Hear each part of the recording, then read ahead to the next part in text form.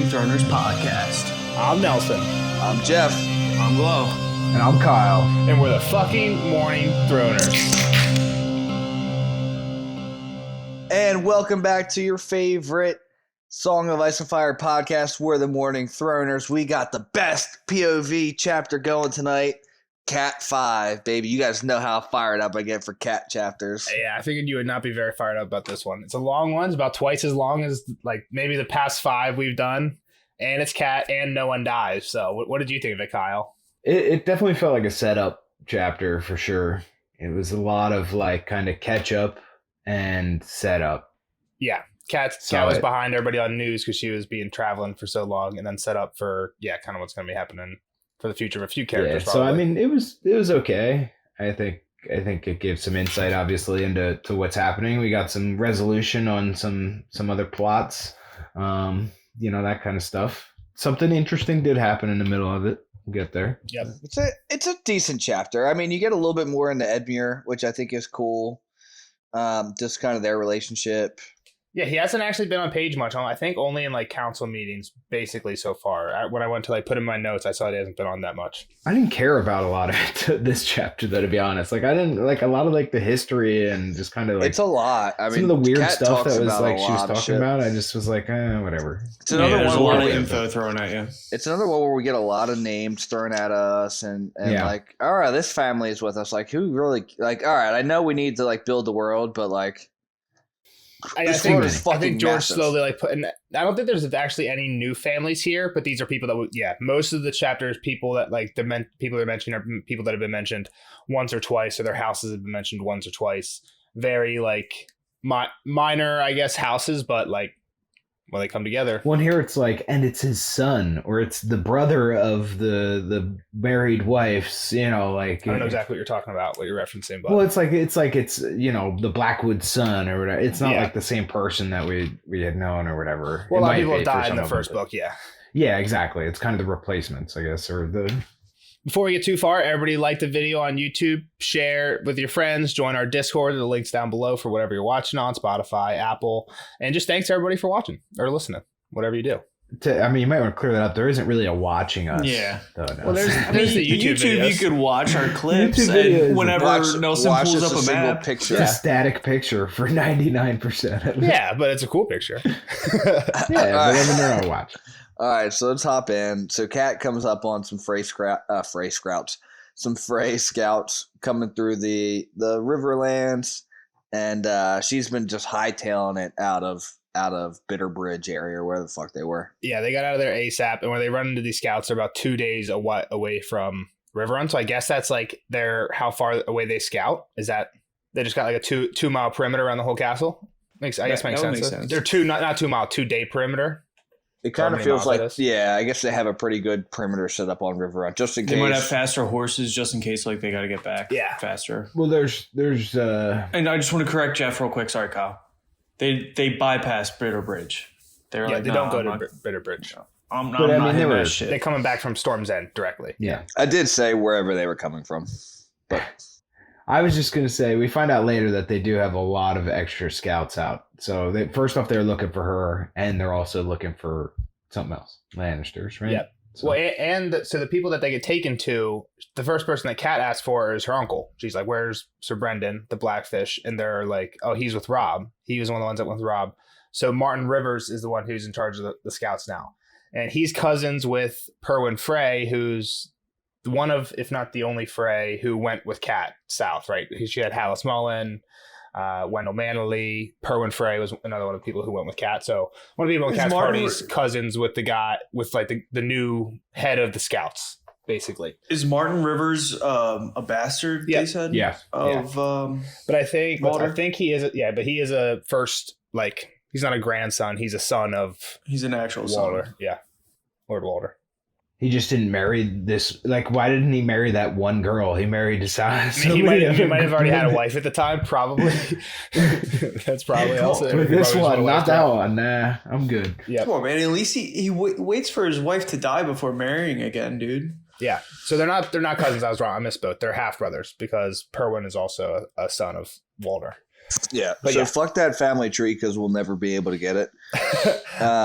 But so she comes up on him. They're like, "Oh, we were looking for you." The biggest thing that they want to find out, kind of like, is the rumor of Renly. It's like, I know they talk a little bit, but like that was like the most important thing. It's like, what the fuck happened, bro? We're Yeah, hearing weird shit. They say that they've heard weird things. She says that Renly's dead. that's like really all she confirms. Like, yeah, he died. This is where she It also wasn't says that me she and it didn't. wasn't her. This is where she also thinks to herself that she didn't go to Bridge because she didn't know, like, right. That's What where the was whole army being is. passed. Yeah. She like didn't know like what to expect there. Like if she'd be treated as kindly anymore now that Renly wasn't there to like basically stop everybody from capturing her or Well, whatever. it's not even that. It's that she was in the fucking room too. Yeah. She's Everyone- but she's a suspect, and She's she's a main got suspect. the biggest suspect. Yeah, so you don't want to go into the army of the people who. Yeah, exactly. Yeah, she need to get out. The rumors already traveled. I don't know if it's here or later, but like, So she confirms that Renly's dead because at first they're saying here that they had hoped that it was just a lie, like that the Lannisters had made it up. And she's just kind of like skirting around the subject, and she's asking like about Edmure, is he the one in command? They're like, yeah. She gives a quick prayer for him, then asks about news from Robb. This is where she's really first hearing about Oxcross because she's been on the road the whole way. So they hear about Oxcross, Sir Stafford Lannister's dead and his men scattered. Wendell Manderly, he's all fired up. Is that the guy that you said is the obvious dude? No, that's I always Hallis Mullen. House I always forget who that is. I always remember there's somebody He has that an you like. obvious moment in this He has chapter. a very.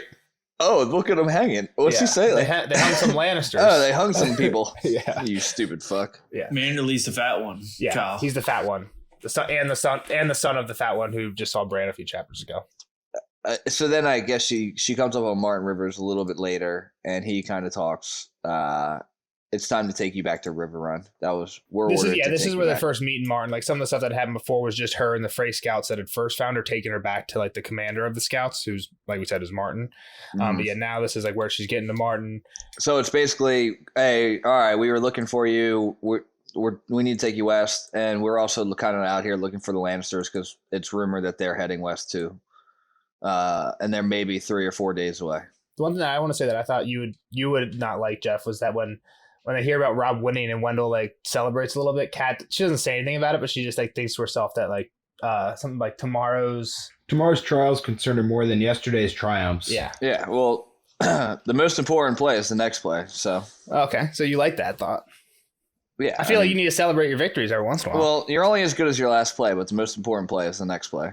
All right, that's a good way to think about it. Coach Jeff. But so I would say that she also has this insight that nobody else does of Stannis pretty much told her, I'm coming to fuck your son up.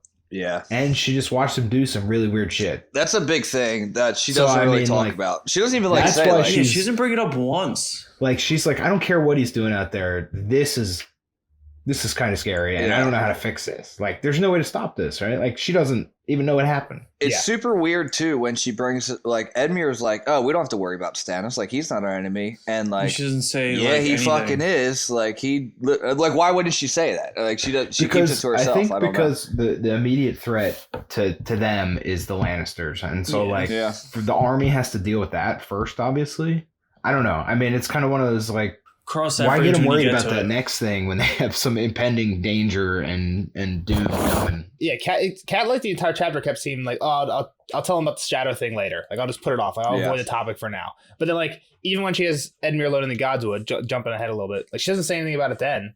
Like, Edmure's finally opening up to her, like, not saying, like, telling her all his, like, what he's been up to. Yeah, and but they're she talking doesn't about do the Lannister same. stuff, not. So, Baratheon like, that stuff would be at a great point. spot when they're I alone thought- to be like, yo, dude, guess what the fuck happened? You know what I mean? I thought she But- was gonna. But I think at the same time, it's also kind of one of those things that makes you look crazy when you tell Yeah, somebody. that's what I was gonna say too. She might be afraid of like, oh, I'm about to tell you this, and be like, what the fuck are you talking about? Like, Yeah. it might make her look guilty because it's so outrageous. Like, She already a looks guilty shadow- though, is why I think Sure. she might want to say it. Like, yeah, like people think that she's like like we're saying. Even Edmure's like, yeah, we heard it was either you or a Southern woman, and they're like looking at Brienne, Looking jumping at ahead a Brienne. little bit, but yeah, there's like a lot of like weird like undertone. Like they never really address it, but kind of like what Kyle's saying, it's kind of throughout the whole chapter. Is like, is Stannis on our side or is he not? Like even with the Brienne conversation that comes up in a little bit here. But yeah, so when she first gets to Martin, he's basically just like, all right, we got to go now. Like we're going to take off immediately. Edmure told us that as soon as we found you to get you back to River and ASAP, because like you said, Lannisters are here. She's like, how far? he says 3 or 4 days away, so it's not crazy important, but like no time to dilly dally. Like we got to they get the fuck out of there. They pack up and they move. Yep. The men, as they're on their way back, the men are all fired up still, want to hear about Rob's victory. Yep. And we get a pretty detailed about how they win. We already knew this, I think, or Nelson might have just spoiled it to us in the spoiler section. Maybe. Like, I know we've talked about. Yeah. I don't know. We talked about I don't know. We talked about the goat track. I don't know that we. Yeah. The goat I don't track. know that it was a conclusive discussion. You might ask me what I thought happened. Yeah. Maybe that's what you're thinking of. I don't know. No, we I feel like I did definitely mention the goat track though. before, and I don't know Okay. if it was in a spoiler or not spoiler. I think it was spoiler section. Was like, dude, it's pretty. Like the first time we heard it, was like pretty dope. Like how Rob won. Like Grey Wind found him a goat path, and they like snuck up on And him. I loaded up Westeros Craft one time and spent like 2 hours looking around the Golden Tooth for a fucking like small goat track that went up through the mountains, and I couldn't find it. So Grey Wind in real life is better than Grey Wind in real life. In a fictional world is better than me in Minecraft in a fictional world. Do you think they actually built it in Minecraft? I don't know. The goat track might not be there. I assume it is there somewhere though. That shit's exact. They got everything. Yeah. But so as they're kind of talking about the victory, one thing they mention is that they'll probably hear a song about it. This guy Wolf in the Night. Ryman the Rhymer wrote a song, "The Wolf in the Night." Yes. And they're all fired up to hear it.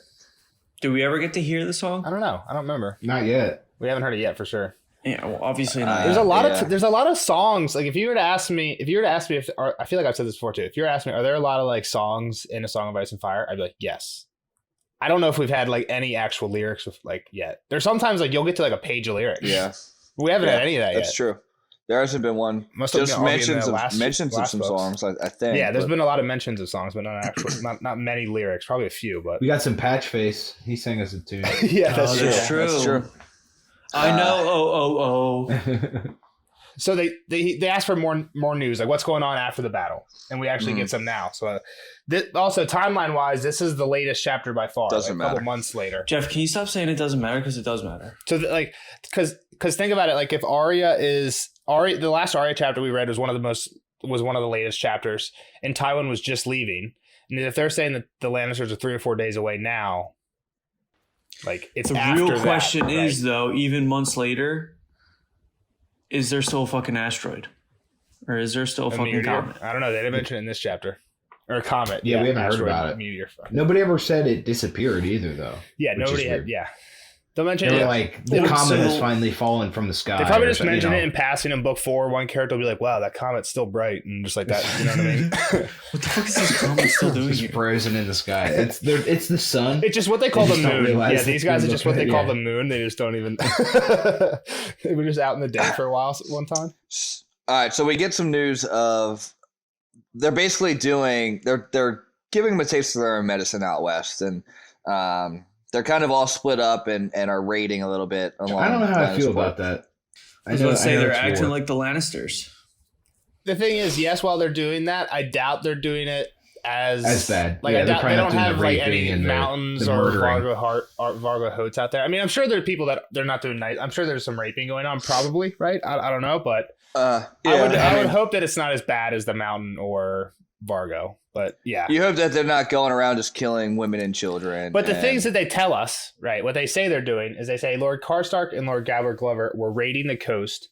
Mhm. Mage Mormont had captured thousands of cattle and was bringing them back to River Run. Smart move. Yeah, Dope for the move. Lannisters would just kill the fucking cattle. They, you know how they're making all these like spin-off TV shows? I want like literally just like a spin-off limited series Mage Mormont in the 2000 Cattle drive. Cattle Yeah. wrestling. Yeah. Cattle wrestling. That's literally just Yellowstone and I haven't seen Yellowstone. Game But. of Thrones. I heard Yellowstone's really good. It's And a the good last show. one was Great John Umber had captured the gold mines of Castamere, Nuns Deep, and the Pendrick Hills. And Wendell starts laughing and joking that nothing will get a Lannister to come running like a threat to his gold. Like a threat to his gold. Pretty true. They're on the move. Perwin asked him how it happened, and then that's when they started explaining the goat trail thing that we went into. It must take it forever. That many people to go down To one walk trail. single file. Yeah. What do They walk have, single like, file to hide their 9,000? numbers. Yeah. Some of the other things that they tell about the battle is that afterwards, what's that from? It's Oh Star my Wars. God! Star Thank you, Wars? Kyle. That's No, what it's the Obi-Wan sand tells people. I Luke. forget Yeah, what their name Sand is. people. They walk single file to hide their I numbers. saw you grin and I knew I missed something. Yeah. Thank God Kyle's paying attention. Yeah. So at the end of the battle, they had also said that Robb had cut out the heart of Sir Stafford Lannister to feed to Grey Wind, and My Cat's boy's like, not a savage. I wouldn't believe it. He's no savage, and they're like, Grey Wind, even if it's not true, it's no less than Grey Wind deserves. Like, Yeah. Great John has been heard saying the gods sent those wolves for you, and here we even get a Cat thought of Jon Snow, and I think in the very last Cat chapter, she thought of Jon too. I know this is true just because when I had to put it in John's notes, and I saw it there when she was like looking at all the faces on the walls in the church, like the charcoal faces, like the warrior or something. There's a bunch of people, but Jon was one of them. Yeah, but I think we brought it out that like, oh, it's weird. Cat never thinks about Jon, and then now two chapters back to back.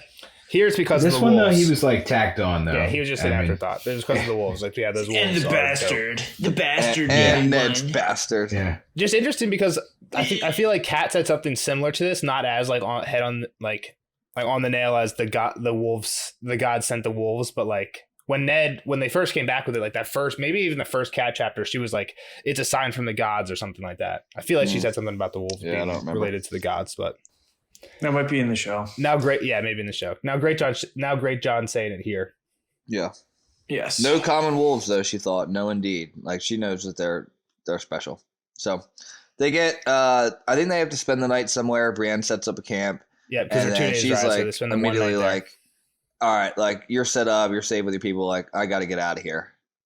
And Kat, like mentioned, she's been doing really good as a knight. You know, she's been following kind of orders around but not really she's not becoming how to hunt. Yeah, doing anything that was asked and doing it pretty well, regardless of what it was. But she never wasn't really laughing or joking with the guys. You know what I mean? Like she wasn't being friendly. Yeah. Yeah.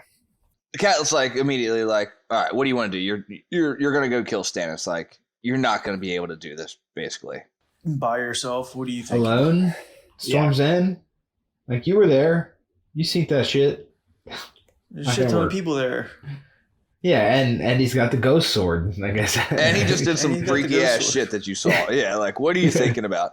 A kind of a weird line by Kat here, quote, God, and this might be deeper into the conversation, but it's my next quote now. So it's her quote about gods make kings, not swords of men. There's something else she says after that, right? Something, yeah. I'm not sure. But this is like the first time we've heard like the gods making the king. Like everything's been like the more swords you have, the more swords you have. Like Robb just was a usurper. Like he just won the war. You know, it's just kind of, this is the first. I don't remember this being. I think what it means is that it's like by birth, right? Okay. So they chose that. They birth, chose that family. Yeah, you were chosen by birth to be king. I think is kind of what that means. Like the gods, whoever the gods are, made that baby, right? Yeah, she says something. She says something along the lines of like gods make kings, but then she says like in not good men fight, men. Good men fight evil, and what Stannis did was evil beyond all count. But if he is the rightful king, I think she starts with Brienne, like good men fight the bad things in this world. Gotcha. But basically, she's saying Stannis is evil for sure, but he might be the rightful king. And Brienne's like, fuck no. Robert wasn't even the rightful king. Renly said so. Robert killed the rightful king if we're going by blood. Right? So, like, it's all just like whoever takes the throne at this point. Right. So I found it. This is it. I was taught that good men must fight evil in this world, and Renly's death was evil beyond all doubt. Yet I was also taught that gods make kings, not the swords of men. If Stannis is our rightful king, ... and she cuts him off like, fuck him. No, fuck that, yeah. Yeah. Yeah, so the other thing the one thing that happens right before that was Kat wonders, like, are you afraid that not going back, people are going to call you, like, a pussy for running away, call you craven? Mm-hmm. And then she goes into, like, I know how you feel, and she's like, no one knows how I feel, and Kat's like, you're wrong, I do know how you feel, I wake up every morning wishing Ned was still here and like dreaming that I could kill Cersei. Yeah. And she's like, if you want to kill Cersei, then like why, you know how I feel, why don't you let me go kill Stannis? And that's when they get into that whole thing. Like, I mean, it's literally like relax. Stannis is evil, but he might be right for king. Yeah, they get into that next. Or thing. just relax. Like you're not going to be able to. Like, yeah. Yeah. Quit fighting for the dead, fight for the living. Or at least you're not going to be able to right now. Like, your day is coming. Like, don't rush it kind of deal. And that's what she gets into, like, all right, instead of, like, just running off and probably dying as a martyr for Renly, like, stay here and help us. And then when they get to us, like, all right, like, I promise you, as long as you won't hold me back when I get that day. Well, there's some more to it, right? So first off, she's like, I don't know Rob. I'm not going to swear to Rob at all. I never even met him. Right, like sure, so, yeah. So okay. She's not swearing to them; she's swearing directly to Kat. It seems like to me. Like I know you, I'll swear to you and do what you tell me, but I'm not gonna swear to anybody else. What are you gonna say, Kyle? Who does? And this is more of a like an open question. I don't think it's in the book. Who does Brienne think the king is? Because she said Robert was never the king, so Stannis was never the king. I feel like Renly's. She says that's because that's what Renly said, and I feel like Renly's approach had to be. Robert won the crown by force, so whoever has the biggest army can just win the crown, and then that's who's the rightful king, right? Because that's really Renly's only shot, because Stannis makes it so that he can't do anything legitimate there, right? Oh, well, so I think that's I guess she said Aegon is the rightful king. She said Jaime Lannister murdered the rightful king. Yeah, and Robert killed based off of the gods, right? Yeah, so bloodlines and stuff. I think a little bit to her too. She's like, the king should be the best king, like almost like a democracy. I don't think that's what she's getting at, though. I think she was trying to say like it like this is all, everything's fucked anyway. Is what she's trying to say. I think. Well, she says the opposite. She says the gods don't care about kings any more than kings care about peasants. Literally saying kings don't give a fuck, and Kat's like a good king would care. So Kat's kind of saying what Jeff was saying. And then the very next line, she says, "Lord Renly, His Grace, he would have been the best king." Yeah, she starts getting a little choked up. So right? like. I think to the point where obviously she was in love with Renly, so she's like, Renly was the best. Maybe he's not the rightful king, but he would have been the best king. So that's who I support. I think she's looking for the next quote unquote best king. Like she wants someone that she can believe in, and that's where she would put her sword. For sure. Yeah, exactly. And that's kind of like the head. That's what I say. It's like, I feel like that's why Brienne is like almost like one of the ultimate hedge knights, right? She doesn't just serve. She serves who she thinks is the best person because of their qualities and their name or even their political their name or their army, or even their political agenda, right? Like seems like there was some like love affection in it for Renly, but like maybe political like wise as well. So that's like that's why I feel like Brienne is like more hedge knight than anybody else. Mm-hmm. She kind of falls into that line. Like I mean, she really is a hedge knight. She really is a hedge knight. Yeah, at this point, that's definitely what she is. Yep. So. All right, so she's like, "Oh well, I don't know Rob, but I know you, and I admire your courage. You don't have like a battle courage, but you got a woman's courage." She also asked she's like, "Promise me you're not going to bend the knee to Stannis." And Kat's like, "I can't. Like, it's not up to me. Like, I have to be honest with you. I'm not going to bullshit you. Like, I don't know what's going to happen. So I'm just trying to keep my children safe. That's all. That's where I'm at right now. I'm not a queen. My son might be a king, but I'm no queen." I have this last part as a quote. We're jumping around a little bit. We're almost there. So this is where she pretty much says, "I don't know Rob. We went through that." And she says, "Well, what about you? I know you." And then she says, "Why me?" And then this is where she says, "Yeah." Kat was like kind of surprised by like knights don't swear. Like, have we seen a single lady with like a knight sworn to them, like a personal bodyguard? No, especially not like she's nobody at this point, right? Like Cersei's got some knights. She's the mother of the king in the North. Cersei's got some guards, but they're not even hers. They're just like Kingsguard she's part of the royal family. So So when Kat asks why, the question like it says like she's like Brienne's like troubled by it, and then it gets into this quote: "You helped me in the pavilion when they thought that I had. You were innocent. Even so, you did not have to do that. You could have let them kill me. I was nothing to you." Perhaps I did not want to be the only one who knew the dark truth of what happened there, Catelyn thought. "Brienne, I have taken many well-born ladies into my service over the years, but never one like you. I am no battle commander." "No, but you have courage. Not battle courage, perhaps, but, I don't know, a kind of woman's courage. And I think, when the time comes, you will not try and hold me back. Promise me that you will not hold me back from Stannis." Catelyn could still hear Stannis saying that Rob's turn too would come in time. It was like a cold breath on the back of her neck. "When the time comes, I will not hold you back." The tall girl knelt awkwardly, unsheathed Renly's longsword, and laid it at her feet. "Then I am yours, my lady. your liege man, or whatever you would have me be. I will shield your back and keep your counsel and give my life for yours if need be. I swear it by the old gods and the new. And I vow that you shall always have a place by my hearth, and meat at my table, and pledge to ask no service of you that might bring you into dishonor. I swear it by the old gods and the new. Arise. As she clasped the other woman's hands between her own, Catelyn could not help but smile. How many times had I watched Ned accept a man's oath of service? She wondered what he would think if he could see her now. You guys sound like some pretty girls. Yeah, I know. I'd bang me. So yeah, now Kat's got like Bran will Catelyn's be. got an good. army right now. She's building her army. Yeah, that's Yeah, one at a time. Start somewhere, right? You gotta Yeah. start somewhere. So that basically is why Brienne doesn't leave. Brienne's with Cat for the rest of the chapter, I guess, until she breaks off with Edmure to go to the Godswood at the end. But she's like with them for the ride along and everything now. Yep. All right, so they keep on their way to the river run, and as they get back, like I kind of glossed over this part, but this is where we got to mention a lot of the names, and Cat seeing like all pretty much the river run's bannermen are back, which means that Edmure called them back. Yep. So first they cross one river, and it's guarded by House Mallister men. And when she gets there, she can tell like it's like fortified, and they like even tell her like don't fall into the water because there's like caltrops down there, and like she realizes like oh fuck, like Edmure means What's a like caltrop? fight here. I think it's like a big spike. Spikes. I think they're little They're spikes. talking spikes. It's like a big jack. Like you ever play like Yeah. jacks with a ball?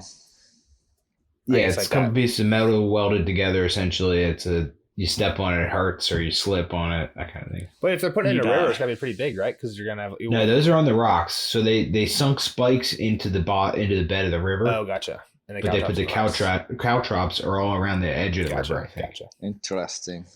But yeah, so they're fortifying this river either way, and we get it makes more sense when we hear Edmure's plan later on. Mhm.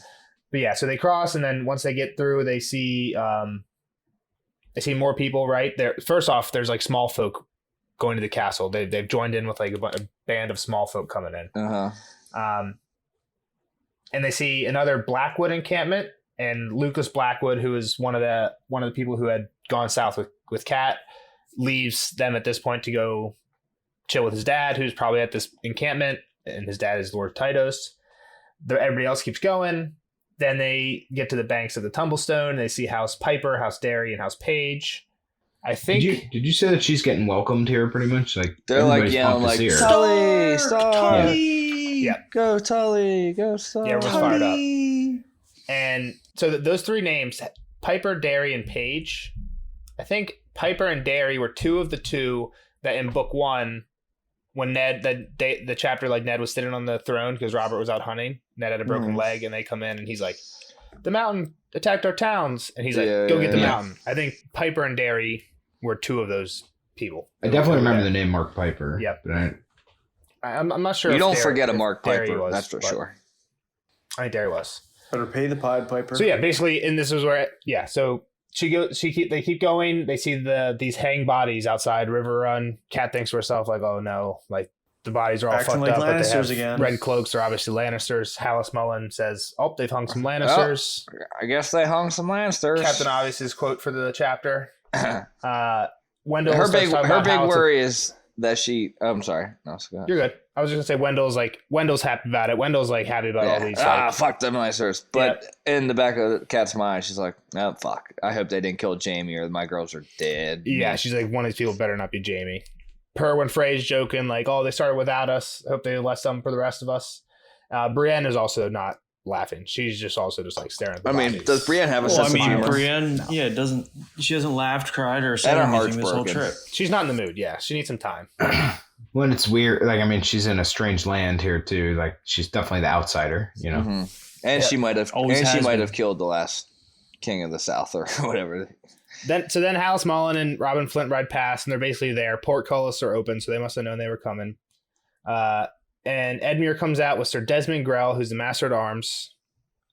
And somebody else, you know. Two more people: Robin Ryger, Captain of Guards, and Euphrates.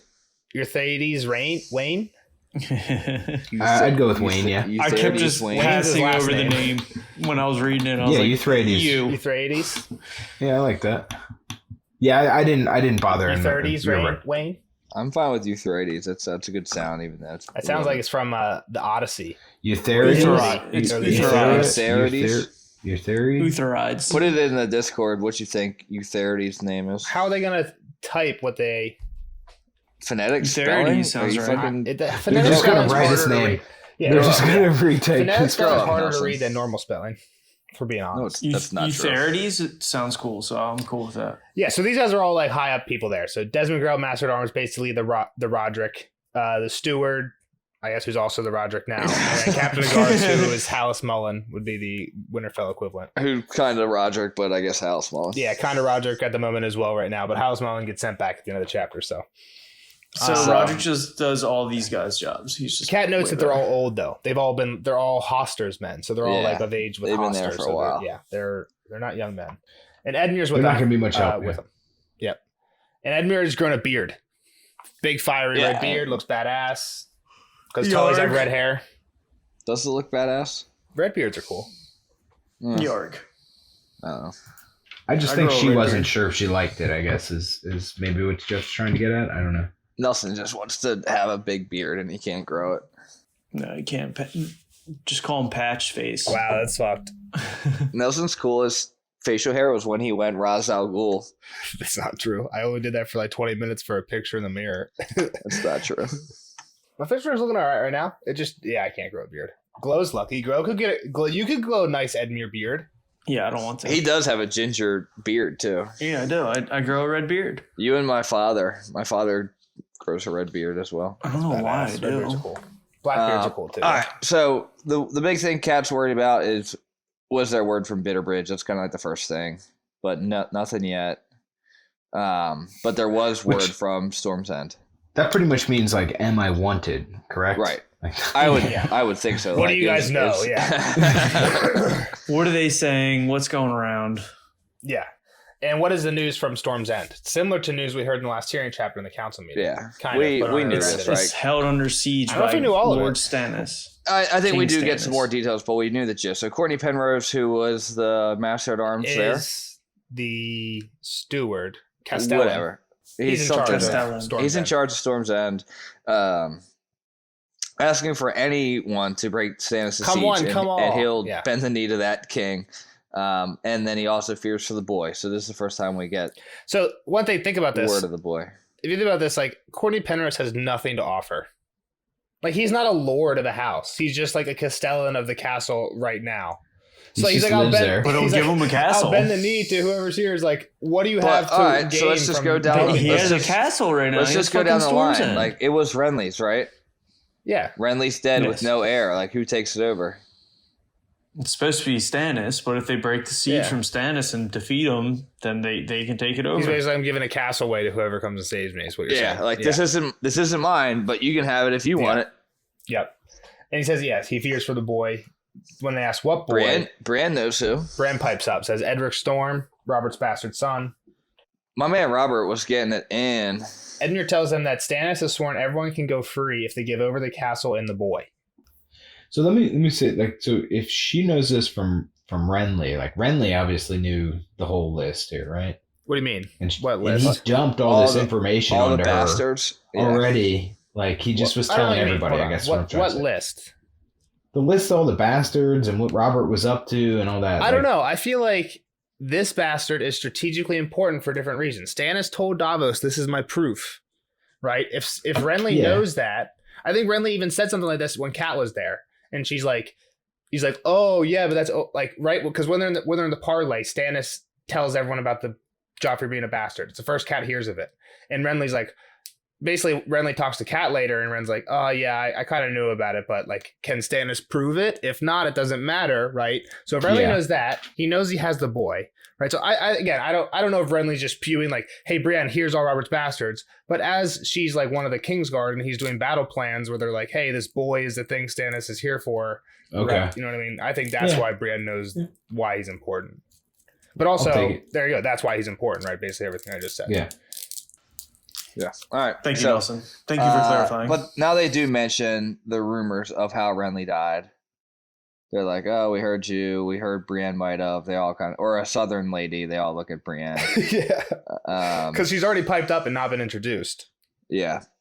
And then she gets introduced, I think, right? And Brienne's like, Cat didn't do it. So one thing before that even happens is Cat asks if they answer Courtney, and they're like, no, like we don't have any help to offer him. Plus, they basically say, like, Stannis isn't our enemy, and like like Brienne's not like. It's got to be not good for Brienne. Like, just think about it from Brienne's point of view. It's got to be a gut punch, right? Like, I just swore to this woman, and now I thought we were going to fight this guy. yeah, exactly. So that's why it still doesn't make sense to me. Like, yeah, he might be in the future, but I understand we need to fight the Lannisters right now. Yeah, that's all you got to say. Yeah, but I mean, that's the thing. Is Edmure's one that's saying he's not an enemy, and Edmure doesn't know that Brienne is like super anti-Stannis. Like, he doesn't know what's going on. So, but yeah, like Cat will have to clean this up later. Mm-hmm. Tomorrow's problem. Whenever she mentions that fucking Stannis' shadow ghost killed him. That's for future Cat to deal with. Yeah. She might hate her, but like you've been trying to get to, Jeff, they keep asking about Renly's death. They're like, we've heard some weird stuff. And once they like all start looking at Brienne, that's when Cat introduces her. She's like, oh, this is Lady Brienne of Tarth, daughter of Lord Selwyn Tarth. She was one of the Rainbow Guard. She introduces the 4 guys to her brother and the 3 other guys to Brienne. One of the men says, like, honored to meet you. And the others, like, all say the same thing. And Brienne, like, blushes, and Cat's like, oh my gosh, Brienne, keep yourself together. Like, they didn't even really, like, come on, they didn't really really, like, yeah, exactly. But Cat's basically like, I'm not saying shit about the shadow, though. And yeah. She's like, I didn't do it, and she didn't do it. That's all you need to know. She does kind of the same thing she tried to do earlier, where she just changed the subject. She's like, what about these people? Who are these hanged guys? Kyle, does this, do you know who these hanged guys were? Does this, like, did this come up before at all? Yeah, that's what I was going to... I said that at the beginning, that we get some plot lines wrapped up here. This is one of them. This was the guys that they pulled out of the dungeon, right? They had to get... Tyrion wanted them to find a mummer, a thief, and I forget what the other ones were, but... Poisoner, which I don't know why he used, and a murderer. Yeah. Yeah.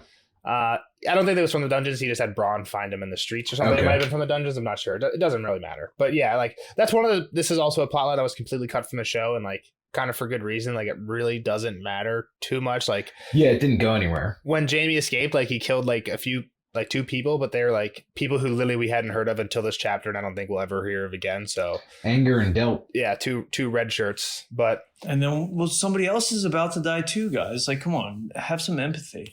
What do you mean? I don't know. Some other guy's about to die too. He said killed 2, and then one's like about. Oh yeah. There was one that was. You don't even care about these guys. These guys. I don't care about any of them. And so Edmure starts explaining what happens. Like, well, what happened? One of you guys explain it. Big guy came up and killed 2 guys with his bare hands. So first off, they came back Michael with Cleos. Myers them. These are, he tells Cat, these people that came back with Cleos. Cleos is back. Yeah. They've been cool for a couple days. Yeah, they were chilling for a while. Free range of the castle. So big guy killed people with his bare hands. They had a little guy who was picking the lock with a wire. And then they had a guy who could sound just like Edmure yelling down from, kind of like Peter Pan to Cat. Remember when he was like faking? You guys know Peter Pan? I know Peter Pan. I don't know. When, are you talking about Hook, or are you talking about the animated one? No, the animated one. Peter Pan's yelling down to the sidekick to Captain Hook, and he's like, Mr. Smee! Yeah, I know. And like Mr. Smee's like running around like, no, turn the ship around, Mr. Smee! And then like exactly. Captain Hook's like, what the fuck you doing, Smee? And he's like, well, Captain, you just told me to, Mr. Smee! It's just, that's what it reminded me of. So they get him out of that guy is how they convince him to raise the gate. Who is it? It's Delp, Edgar, and Long Lu are the ones who get tricked by this, right? And then Cat asks, like, how did they find out that, like, it wasn't you or something like that? And he's like, well, as it happens, like, I wasn't in the castle. I was across the river seeing to some things. And she's like, you were whoring. I don't care. Like, whatever. You were banging chicks. So at this point, they're still in the yard, like, around everybody, right? Like, around like all the important people. So it's kind of like a call out.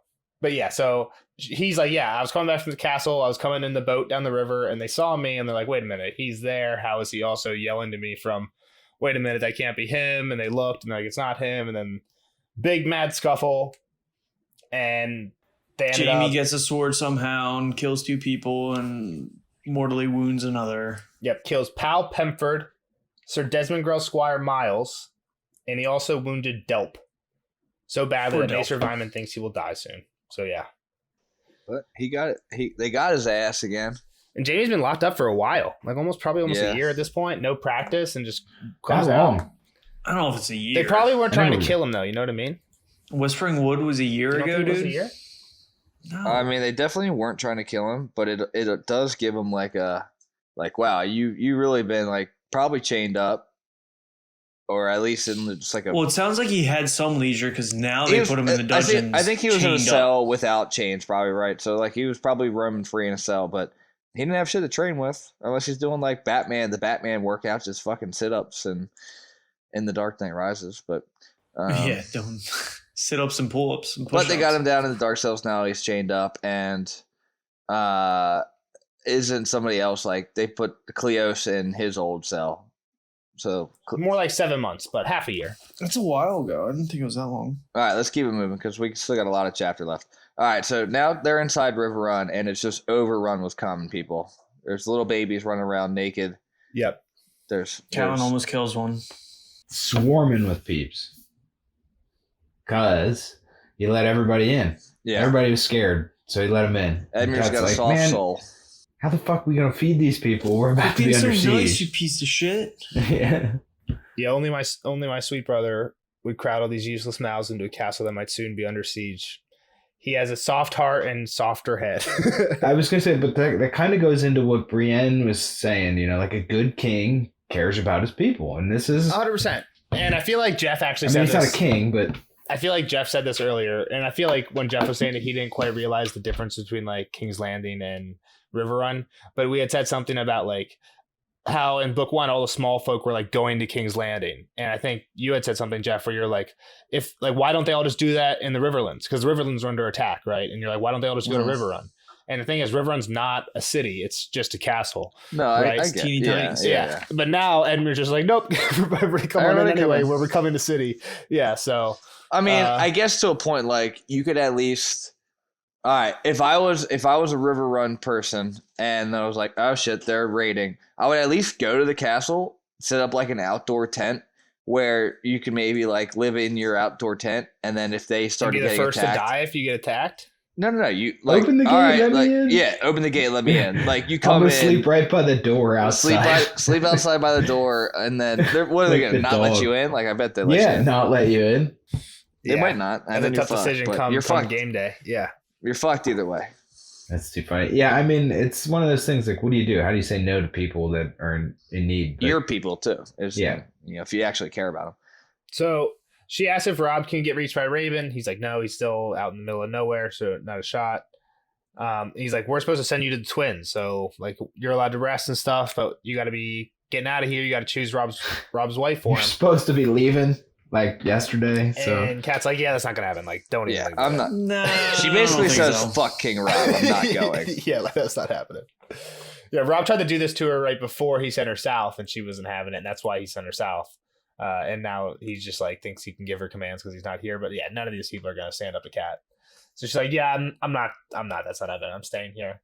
And she's like, but if Tywin's gonna cross the river, like, you're gonna like you can't be here for that. It's gonna be too dangerous here. And she's like, can't we just like not? Can't we hide? Like, yeah, can't we just like let him go by? He's trying to go to the west. Yeah. And he's like, if he thinks he can pass through my lands unbloodied, I mean to teach him a lesson. And Kat's thinking to herself like, oh, the same lesson you taught Jaime when Jaime shit on you and sieged the castle and you had to get saved by Robb. Yeah. She literally wants to be like, dude, you're 0-1 and you sucked in your first game. Yeah. Like, there's no hope that you're going against a Super Bowl champ right now. Especially with this few people. Yeah. And that's when he says, but I got plans. Yeah. And the common people aren't supposed to be hearing him. Well, first, she's not trying to tell her.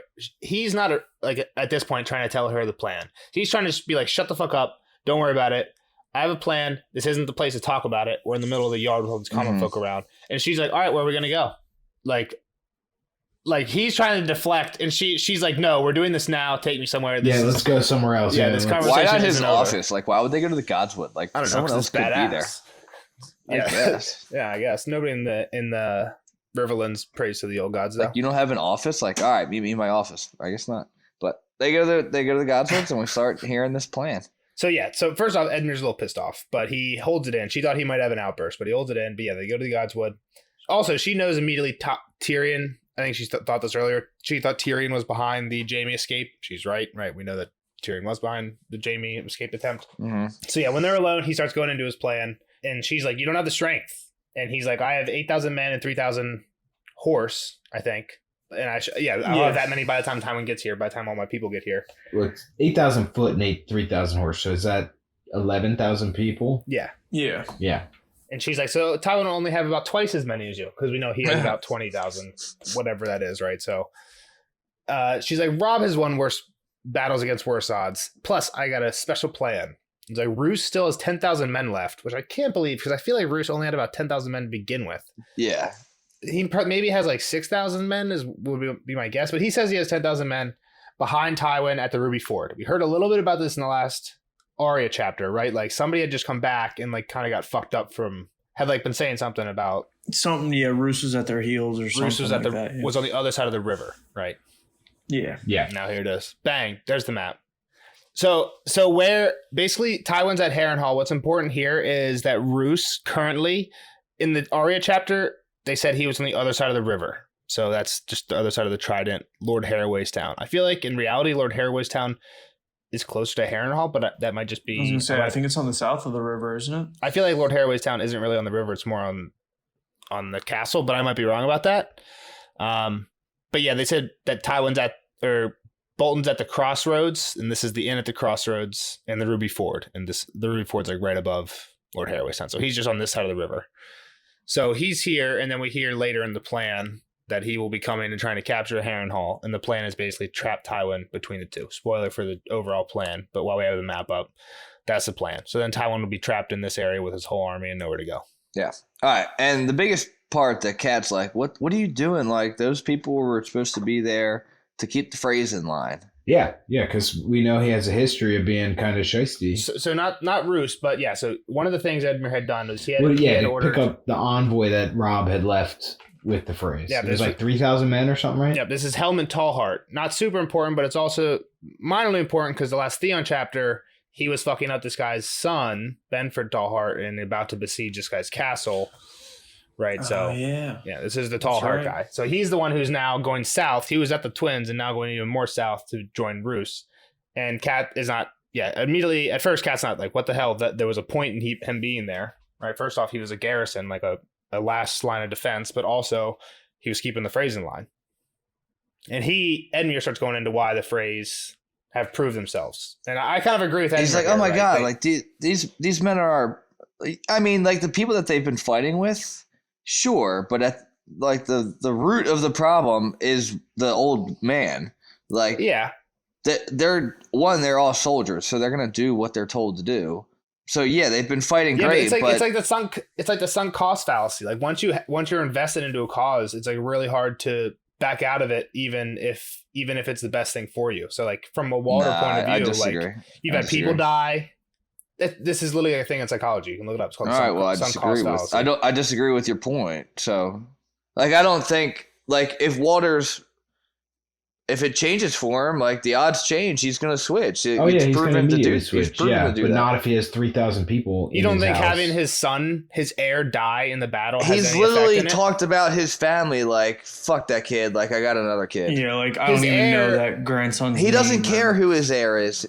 He's literally been like, fuck that guy. Yeah, he's got air covered, but I mean, I don't know.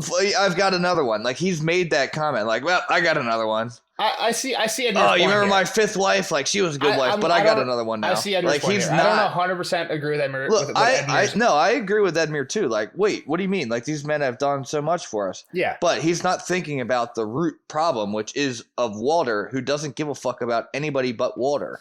Yeah. So the sunken ship, whatever you just fucking brought up in psychology, doesn't apply. Sunk cost. Yeah, but even Cat, by the end of everything Edmure says, is like kind of like, okay, you're right. Like maybe I'm the one. I who's didn't know being, about like, this too... guy dying, and I didn't know about this. Whatever, Yeah, so I he's forget like the basically other Blackwater situation. and Ryman have been doing well. They fought in the Whispering Wood, and they're with Rob in the West now. Martin Rivers has taken Brendan's spot. He's like our top #1 scout. And Perwin Frey was it's in your personal like escort to go south to Renly. Like those were some of the points he had. He's like, also, Roose Bolton married one of the Freys. Right, this is the first we're hearing of that. That was one she didn't know about. And he's like, plus you have 2 hostages / wards at Winterfell. He says wards. She says, yes, they could be turned into hostage if need be. He's like, yeah, 2 hostages is even better. Like all this stuff, it's even more reason for Walter not to like cross us, even though we took our men out of there. Right. Correct. Sure. I'm just saying, like, Walter doesn't. I don't know if Walter really cares at the end of the day. He's got his fucking river that he can just sit at, and at the end, he's just gonna sit there at the end of the day. Yeah. But all right, let's move on. It's not that big of a deal.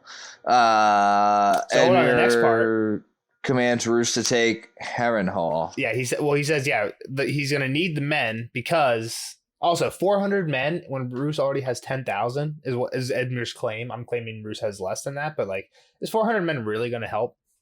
I don't know. Yeah, but he says is that all he left there? Yeah, that's Rob left with Helm and Tall Heart. I forgot. I thought it was thousands, but okay. No, it was 4. I don't know if did they not say it in this chapter. If not, it was definitely it's 400. I checked in that earlier chapter.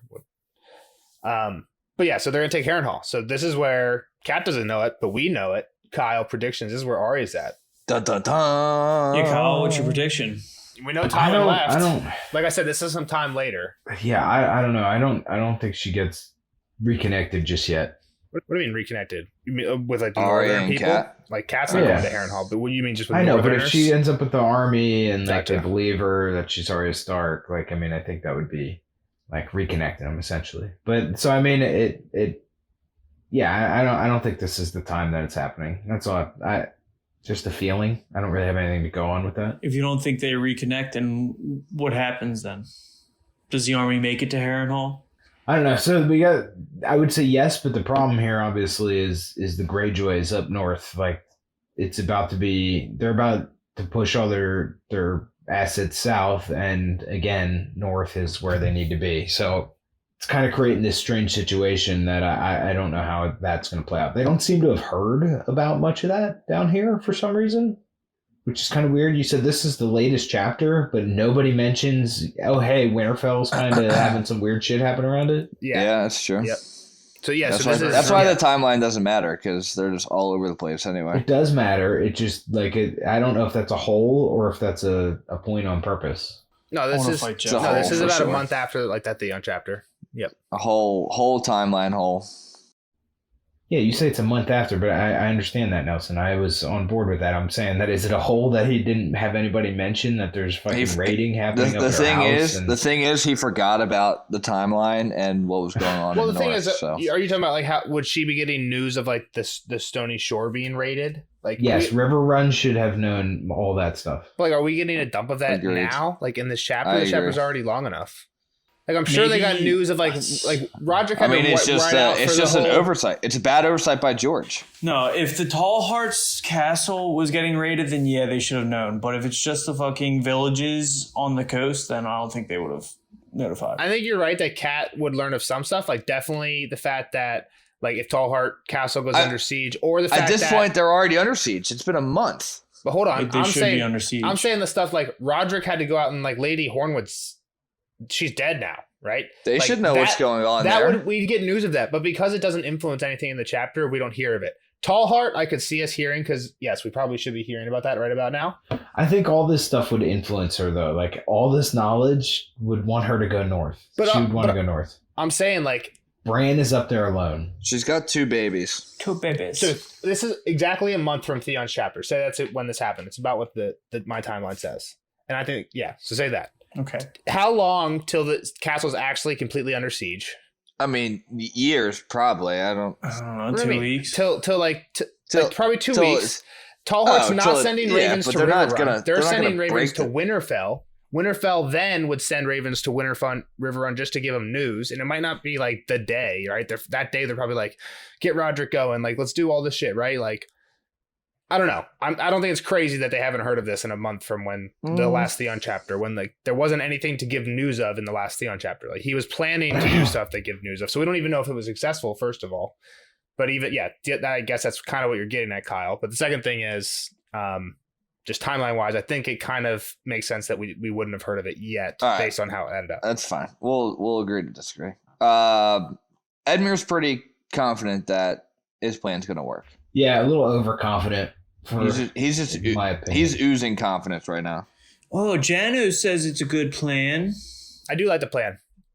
I'm putting my it's a good plan, but like, come on. The problem with it is, I don't think this guy's gonna pull it. It's counting on so many things to go smoothly. And like I said, we have the Greyjoys up north, so we have some knowledge he doesn't know about, or he might not know about. But like, yeah, and I think the other problem is Tywin just has to be on multiple fronts. Is all I was gonna say. Yeah, Tywin has a big army, and Just they're like about to Tywin. just like match him with like a similar size, but on two sides. So it seems to me that like Tywin could just like take his Pick army one either side. direction and just win.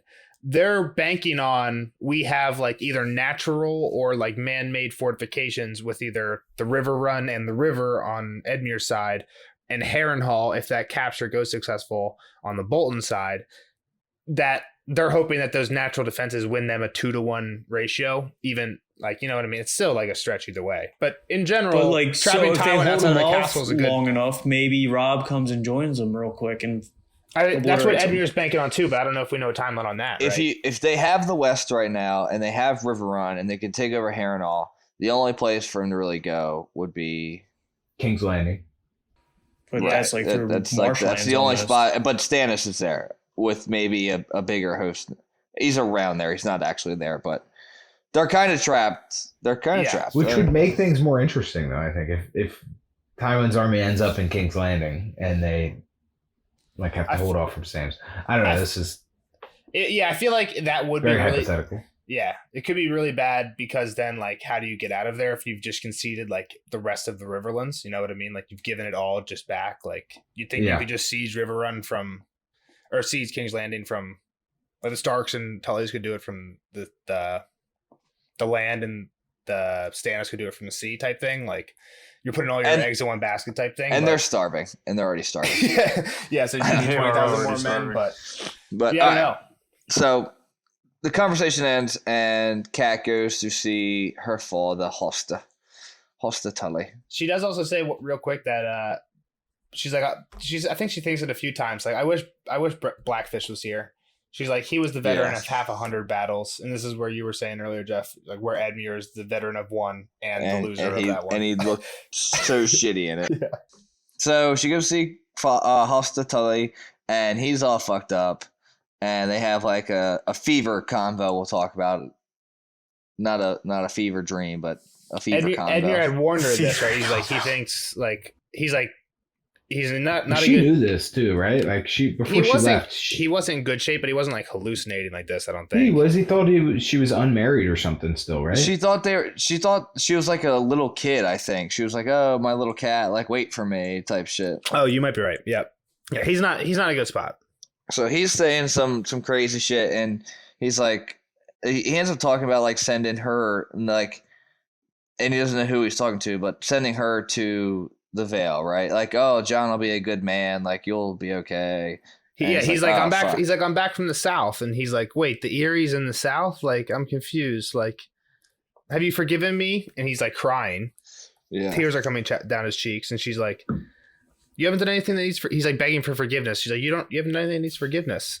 He's like, You're just John's a laying here good dying, man. dude. John's a good man. she can tell that she still has a fever, and he's like, it was best. Her father whispered, John's a good man, good, strong, kind, take care of you. He will. And well born. Listen to me. You must. I'm your father. You're wed when Kat does. Yes, you will. And then Kat realizes that he thinks that she is Lysa because he said you'll wed when Kat does, and they wed together. He's like, he thinks we're not even married. Like, holy fuck, this guy is like lost it. Like he's completely he's fucked. hallucinating. And he keeps going. That stripling, wretched boy, not speak the name to me, your duty, your mother, she would.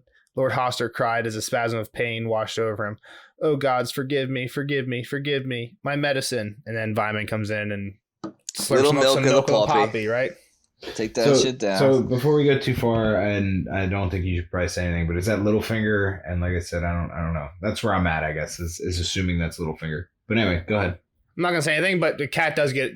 I was gonna wait till Cat thinks about this a little bit later. She doesn't throw any names in the ring, but she throws like general categories of people in the ring. But yeah, I'm not gonna confirm or deny your suspicion. So moving on. So the Maester comes in. He's basically like, his ass ain't got long. And she's like, all right, like I need to send word to the Blackfish and Lysa. Like, well, he's he like, says, whoa, Lysa. That's Vyman's idea. That's actually Maester Vyman's idea. He's like, we should send. Right? He's like, we should send word to Blackfish. He's like, and also your sister. And she's like, it's not going to work. And Vyman's like, maybe if you yourself were the one to write the letter. She's like, I will. I'll put words to paper, but it's not going to work. Kat starts wondering. This is where Kat's wondering who the wretched stripling was. She assumes it was some young squire or hedge knight, but with how much Hoster seemed to hate him, she thinks that it might have been a tradesman's son or a bastard-born apprentice or even a singer, because Hoster or Lysa liked singers and Hoster didn't like singers. Did he say Hoster didn't like singers, or just that Lysa? Just that he's always too fond of them. Just that Lysa liked them, yeah. Or she's too fond of him. And then Kat's like, I can't be too hard on Lysa for having like basically like Lysa was with somebody before John, and Kat's like, I can't be too hard on her. John was 20 years older than our father. Not than us, than our father.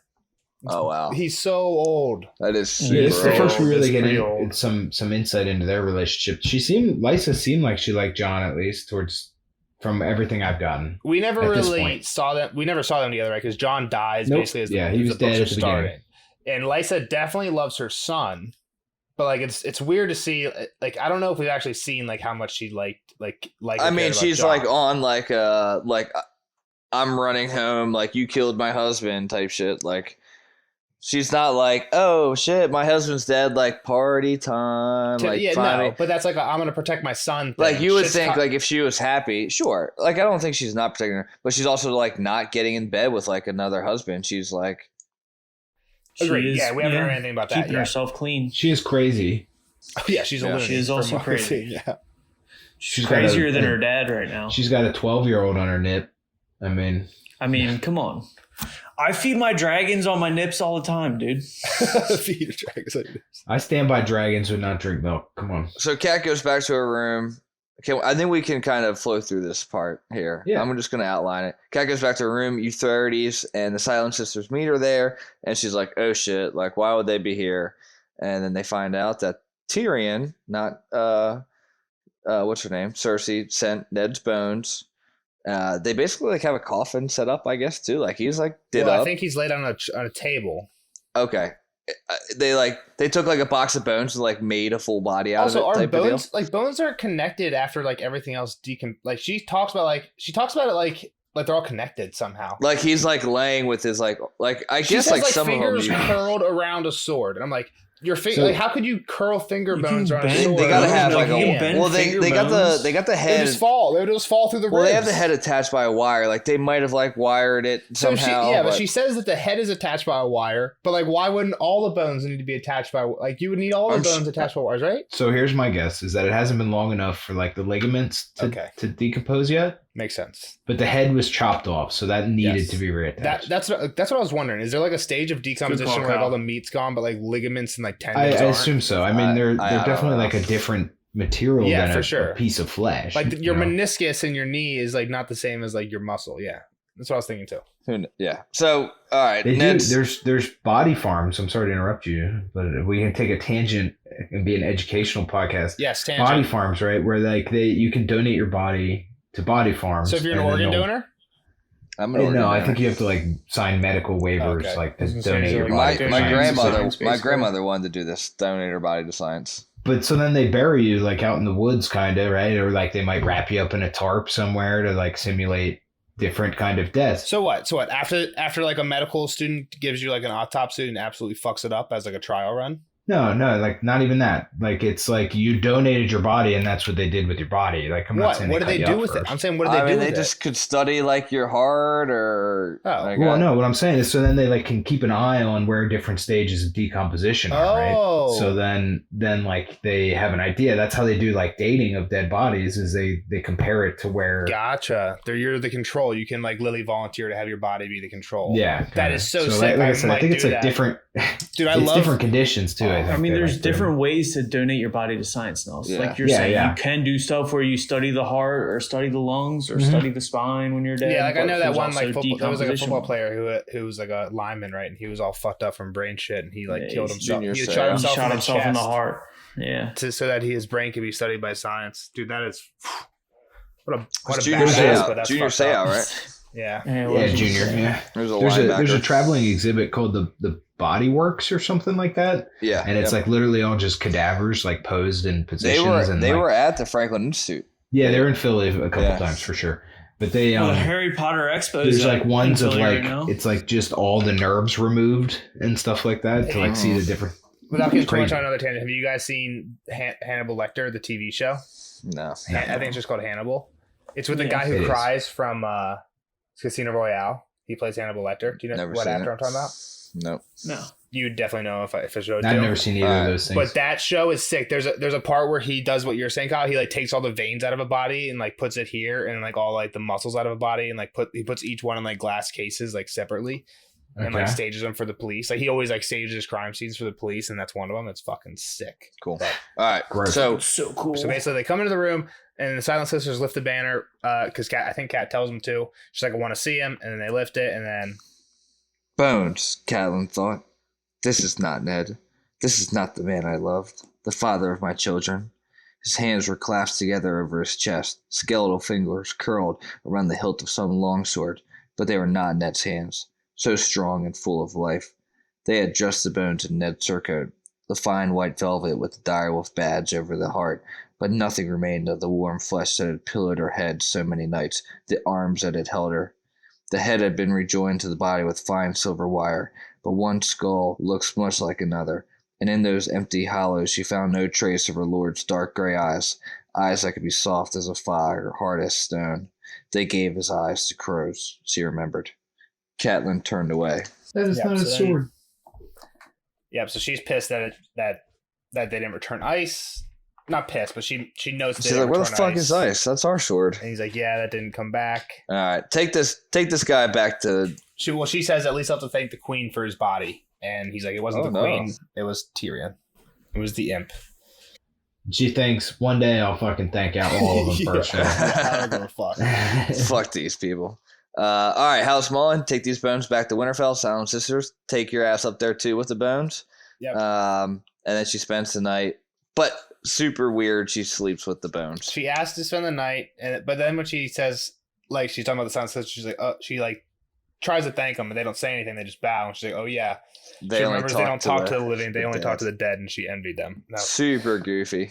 Kind of weird, yeah. It's kind of weird. End of the chapter. Go sleeping. She was the last time she'll ever see her husband. They're fucking bones. It's been months. She's fucking bones. Have them bring the bones back to your room where she was like literally just like, I can't wait to sleep in a feather bed.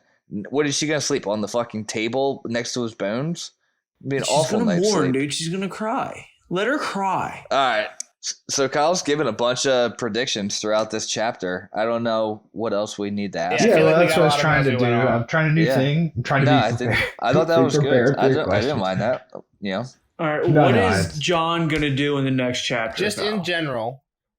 Yeah, I mean the next chapter is Dany. If we're going far out, what's the next Dany chapter about? It's the third Dany chapter. I don't remember the last Dany chapter. But I was gonna say she just got the Karth. Glow said John, not Dany. I know. That's why I made it. But I was skipping to Dany because that's what the next chapter is, so we'll be able to tell you if you're right or not quicker. But I was gonna say in general, just like let's get a final recap. What's your prediction on like what's gonna happen big picture wise with like armies and stuff? I mean, I feel like I went through a lot of that, like with like how they're pushing down and. The Greyjoys are coming across the north, and they're going to be all stretched out. So you said the north doesn't take Harrenhal, and Tywin is already going west. So like, what happens with that part of stuff? So you're saying, yeah, the Greyjoys are going to be a threat, but they basically just like back out last second and just. I don't know that I didn't said that they don't take Harrenhal. I said that I don't think Arya goes back yet. I don't know. So no, I mean, I guess that's going back on my prediction. I think I did kind of mean that he wasn't going to take Harrenhal. I don't know, man. I honestly am like, I have no good direction with a lot of this stuff. I know that's not what you pay me to be here for, but No, you're good. That's so. I mean, I can for. make some stuff, but my heart's not behind it. How's that?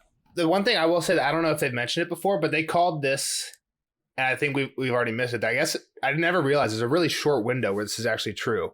But I think in the future, like in future books, people will refer to this event as the War of the Five Kings. Because at one point you had Balon Greyjoy, Renly, Stannis, Robb, and Joffrey. So you had 5 kings. It was late till Balon threw his hat into the ring, and Renly died shortly thereafter. So there's not actually 5 for a very long time, but there are 5 at one point. Mm-hmm. And yeah. But I mean, they do that with wars all the time. They make it sound better. No, I got you. I'm just saying this is called the War of the Five Kings, which is kind of badass. Okay. But it's now that I'm thinking about it, there's never really 5 all fighting at the same time. It'd be a lot cooler if they were all in the one battlefield. Yeah. All right, get so after Bolton's going to push down, and then they're going to have to withdraw because of stuff up north. I'm just making shit up here, I guess. Bolton not making shit up, but okay. Yeah, he's going to push south and try and get Harrenhal, but then like stuff up north is going to start going off, and so he's going to have to go home. There's also some weird stuff going on with his. There's already weird stuff going on with his home, yeah. Like going on, yeah. So like, I mean, he's got some reason to go north. The other thing they mentioned, I don't know if there's a prediction off, unless you have more. Were you just gonna? I mean, I was gonna say, and then I think Robb does have to make his way back east as well, so that he'll join up with River Run.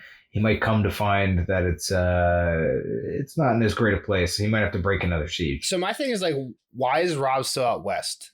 Like, to me, like, if Robb's still out west, he has to be trying to get Castle Rock, right? Like, is he just gonna cut? Like, to me, like, is there a goal, or is he? I mean, he's getting thousands of cattle, he's raiding, he's getting gold mines, but like, if he just leaves, is he gonna be able to keep those gold mines? Like, well, I think some of it's probably also trying to prevent the next army from growing.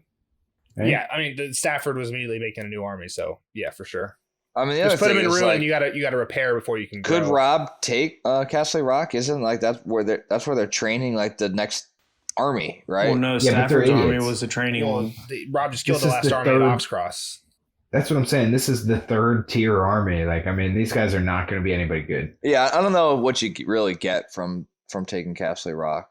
It just that's how the seat of House Lannister. Land. It's like if Lannisters took Winterfell, right? Like Robb's not necessarily out of the war, but really the Lannisters right now have they really have 2 lands right now. If you think, like, well, yeah, they're the kings of the castle. They're on the throne, so King of the Castle.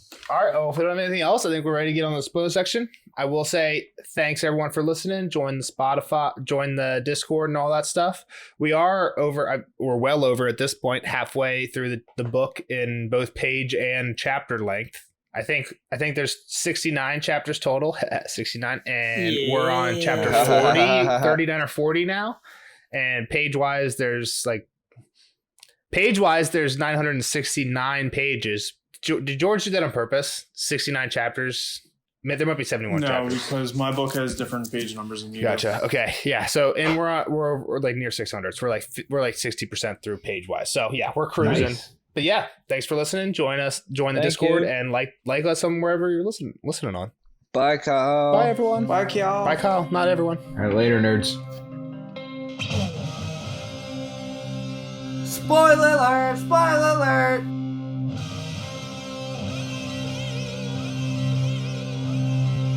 Spoiler alert! Spoiler alert! See you later, Cal. Great hanging out, bud. We'll see you on the next show for Daenerys 3. But now, on to the spoilers section of Cat 5. Boys, hot takes. Let me hear them. Take. All right.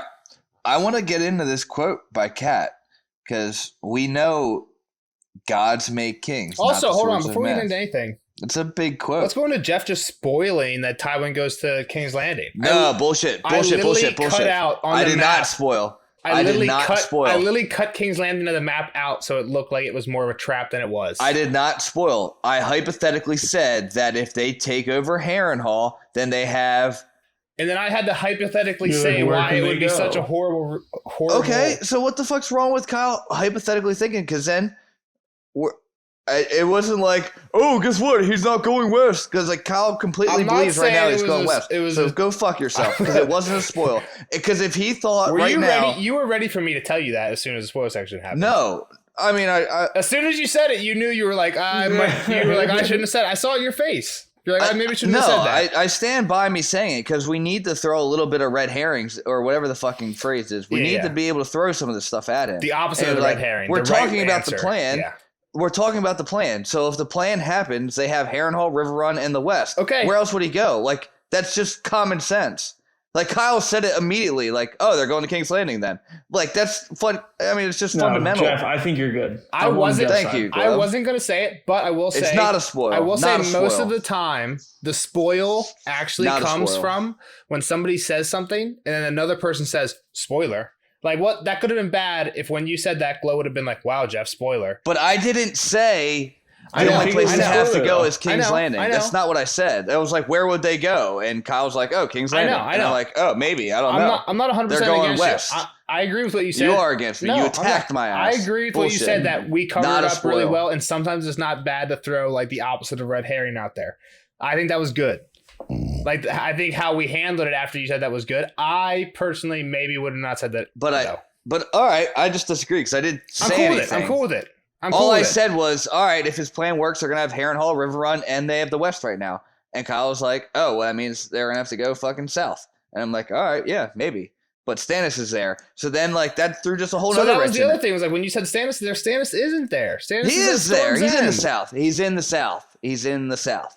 I'm not trying to say you spoiled anything. I think the way we handled it was good. You did. You literally started this conversation by Jeff. You spoiled. You literally started it. Jeff, you spoiled. And I didn't spoil. I just laid out the map. You did say Jeff, you spoiled.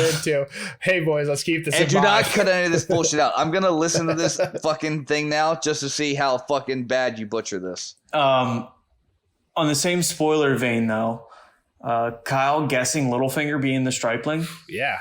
So I talked to Kyle the other day. You were like, oh, I'm not going to confirm or deny. I was like, oh, why do you think that? I like try to like make him defend himself. I didn't just say that. I said, well, Kat has some ideas of her own, none of which would point to Littlefinger. She says squire, hedge knight, singer, tradesman, or baseborn apprentice. Maybe tradesman's son is Littlefinger, but like most of those is not Littlefinger. So like when Kyle said that, my answer was, well, why didn't you wait to see what Catelyn thinks, right?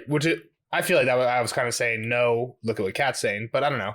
Maybe you guys took that as me. How does Catelyn not realize that it's fucking Littlefinger though? I don't know. Like right away. The other thing is, did he already say Tansy or not? So this is one of my spoilers too. Is like the whole. I think the one thing for Kat. Hold on.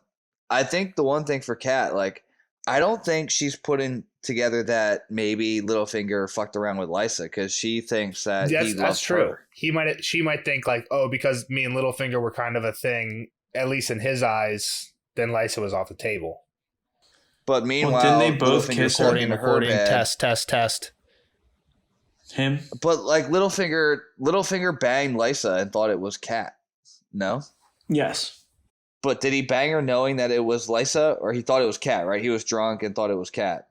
And he still thinks it was Kat. At least to our knowledge, because he tells Tyrion that or Tyrion tells Kat that he was telling people that he took her virginity. Flower, right? Yeah, exactly. Yeah. So either he's just straight up lying to people, which is totally a thing that Littlefinger could do. Yeah. Or he actually believes it was her, which is kind of what I feel like we're meant to believe with the information we get. So yeah. But as we know, like him and Lysa have a deeper relationship. Well, he doesn't actually. I don't think he actually gives two shits about Lysa, but he knows that she really likes him, and he can use that. I mean, he's using her for sure. So, I mean, the only way he's going to use her is by giving her some. I mean, he pushes out that goddamn moon door, so there's no way he like kills actually her cares for sure. But like, cares about her. He's like playing her. He's still playing her, which is like he's faking. He's playing into the relationship. He's faking the relationship with her.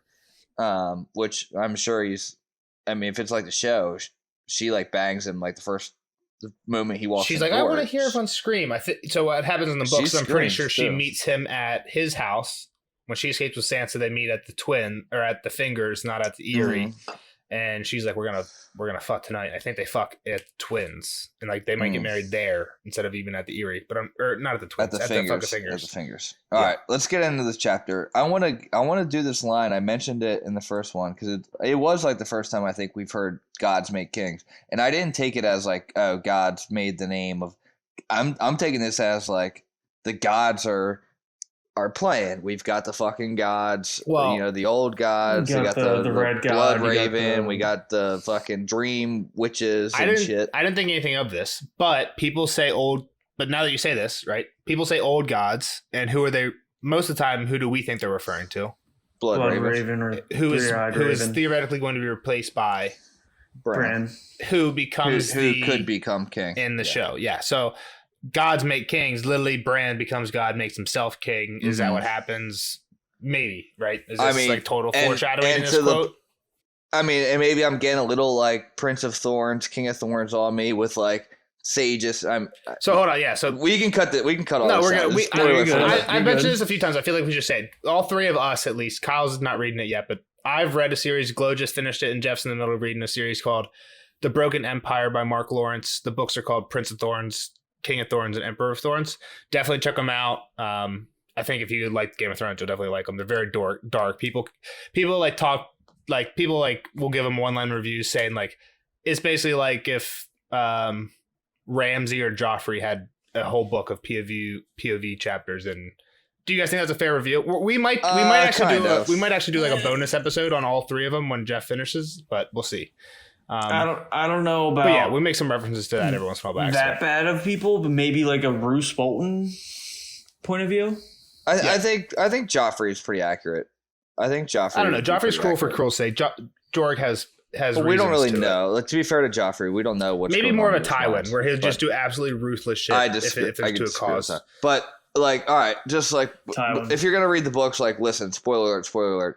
Like, there's a lot of players dangling fucking puppets in that series. I think right? a lot of it's influenced from Game of Thrones. From what I know, yeah, I think a lot of it's. They say Game of Thrones. They say like the words Game of Thrones in it a lot. They do say the Game of Thrones. They say like once or twice.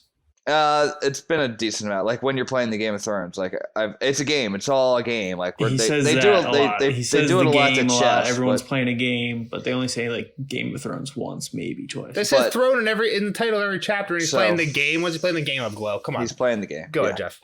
So that's kind of like say the whole saying. Gods make kings. I'm imagining the puppets, and this is what I don't want to happen. I've said this multiple times. I don't want this storyline to be at the end of the day.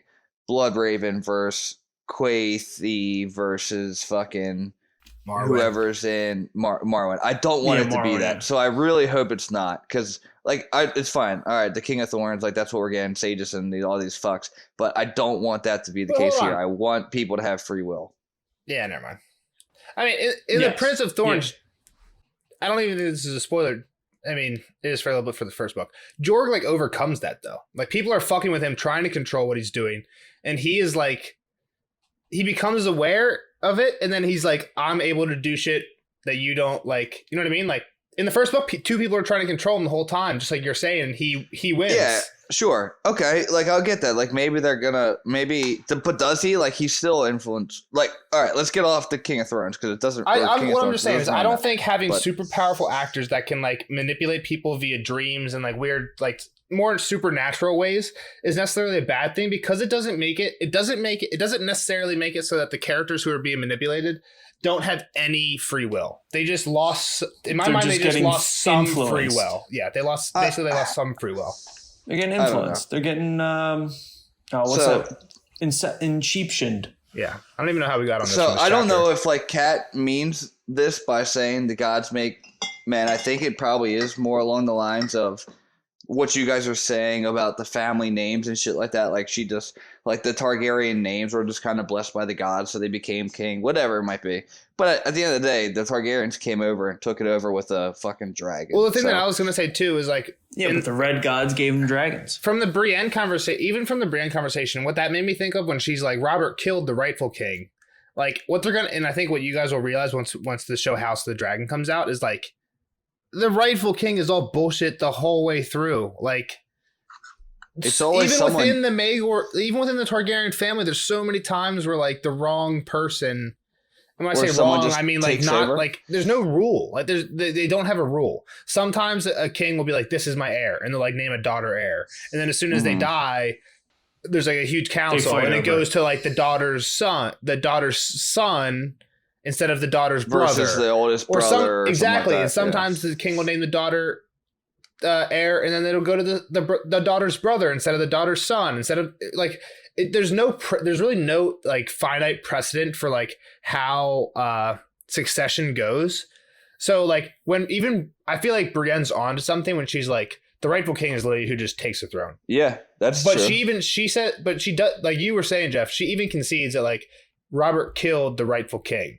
Mhm. When that's not even true. Like if you look at Succession, the rightful king is probably a Blackfire, right? Like one of the Blackfire, like from the Blackfire Rebellion. That might be one of the rightful kings bloodline wise. Like who the fuck knows? Or like if you go back to what the House of the Dragon's going to be about, the Dance of the Dragons is basically when they chose, like Succession just failed. It should have gone to a daughter and it went to a son instead. Because 100% of because of dragon riders and shit like that. Like, so the Succession's fucked up the whole way along. Is my point. It's just like I don't know. We literally haven't heard this line. Gods make kings. Like it's always been about who had more swords. Like who can win the battle, right? I think Kat's also one of the more religious characters. She's religious For on the sure. new God No, side. That's true. Yeah. I agree with that, but like this is the first time that God's making kings. Like I just maybe I'm wrong, but like it strikes me as like, and I think there's other. I'll let other people talk, but there's another moment where I'm thinking this is very God influency.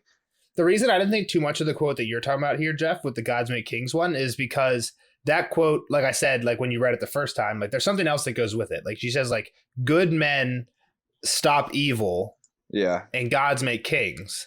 But if Stannis, so basically she's saying like good men stop evil, but gods make kings. Stannis is evil and the rightful king is I think the point Kat's trying to make here. So like, cool. how are you? So in my eyes, she's saying basically good men stand up to evil. Stannis is evil and king. So in this like instance, good men need to stand up to the king. I feel like what Kat say, like stand up to the rightful king at least. And Bran's argument is there is no rightful king. Like fuck all that. So I'm going to say it now because this is another one that I actually forgot to save in my notes. But like the mention of Grey Wind after finding the cattle path. Yeah. It's like, oh, he was sent to the god. He was sent from the gods. He was sent from like, and it's just like we already know Ghost is doing some weird shit, and like now we have Grey Wind. Like these, I think it's just the warg capabilities between the two. Like, hey, I don't think. Grey Wind finds his goat path because he's hunting, and Let's time out. Let's go back to our second ever. Rob sees it in a dream. Let's go to our second ever podcast on the series. I think if you go back to that spoiler section, the three of us are talking about how could somebody have gotten this dire wolf that's pregnant? Like, how could like Bloodraven have set this up?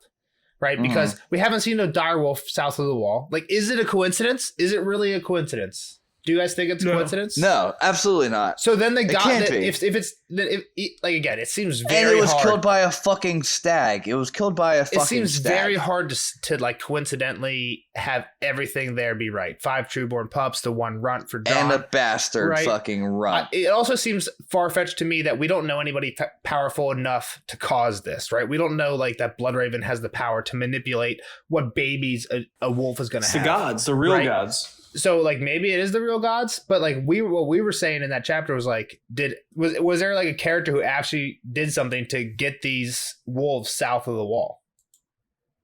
And is that when and when he says the old gods sent these wolves, was it actually like Bloodraven? Because like if there are no direwolves south of the wall, how did these wolves get here? I want to just say like, because there's just another thing in this chapter. I'll just throw them all out there. They go to the God's Woods to talk in quote unquote private. They're not talking in private. Fucking. There's no heart tree. There's a heart tree, but it might not be a weirwood. But I don't know. Like it's just like shit that's catching my eye now. Like gods make kings. Grey Wind serving the old god or was sent by the old gods, and now they're going to the God's Wood to talk in private, where we know it's not private, and 2, they could have went anywhere. They could have went anywhere, and they go to the fucking Godswoods. What I got from the Godswoods was not more of like a, because I thought the same thing you did at first, Jeff. Was like, is there something that like an old god type figure could see, like a Blood Raven type figure could see from this conversation and then act on? But from what I know of the book, like I can't think of anything that like an old god influences for the rest of like at least Edmure's plan. So what I thought, the next thing I thought was, do we know of another character who's like kind of meeting somebody in secret in a Godswood? Not necessarily like Cat's not in secret, right? Like this, like Cat's not necessarily in secret here, but this makes me think of like a Dantos, like a parallel, more of like a parallel. Exactly. We have Cat. We have her mom. We have talking to Edmure and Dantos about 2 plans, which both basically fail. I'm not saying like that mother, like daughter. Dantos' plan eventually wins, but it just stalls for. I'm not saying that Blood Raven is like conscious. Like, I'm sure he's listening. Like if it's an actual Godswood and there's a fucking face of a tree in there and he can listen, he's listening. I don't know. I'm not saying that he's taking this plan and being like, all right, like what chess pieces do I need to move now? He might just say like, all right, fuck it. This doesn't really matter to my overall plan. Like they can do what they want, but it just is like, you're going to the Godswoods. You're like, something's happening to the Godswood. Like, all right, like he's listening. Yeah. Like, why go to the Godswoods? Why go to the Godswoods? Yeah. Like, and then there's this gods make kings, Grey Wind serving the old gods. It's just reminding you. It's reminding you that Blood Raven's out there. And it seems like a lot of old god stuff, right? If Grey Wind was sent, if the wolves were sent by anybody, who are they sent by? The old gods. Godswoods for sure. is old gods. So when they say gods make kings, is that an old gods make kings thing? Which again goes back to the kind of old gods brand well, thing. There's also 7 gods though in the Faith of the 7. So yeah, I mean 7 kings. You're saying? No, there's 7 gods. And then you get the fucking red god, and then you've got the fucking faceless men god, and then you got the shepherd god, and you got the Khal Drogo god. Yeah, who knows? So like. Again, I don't want to. Long story short, I hope it's not just like these god people playing puppeteers. I don't want that.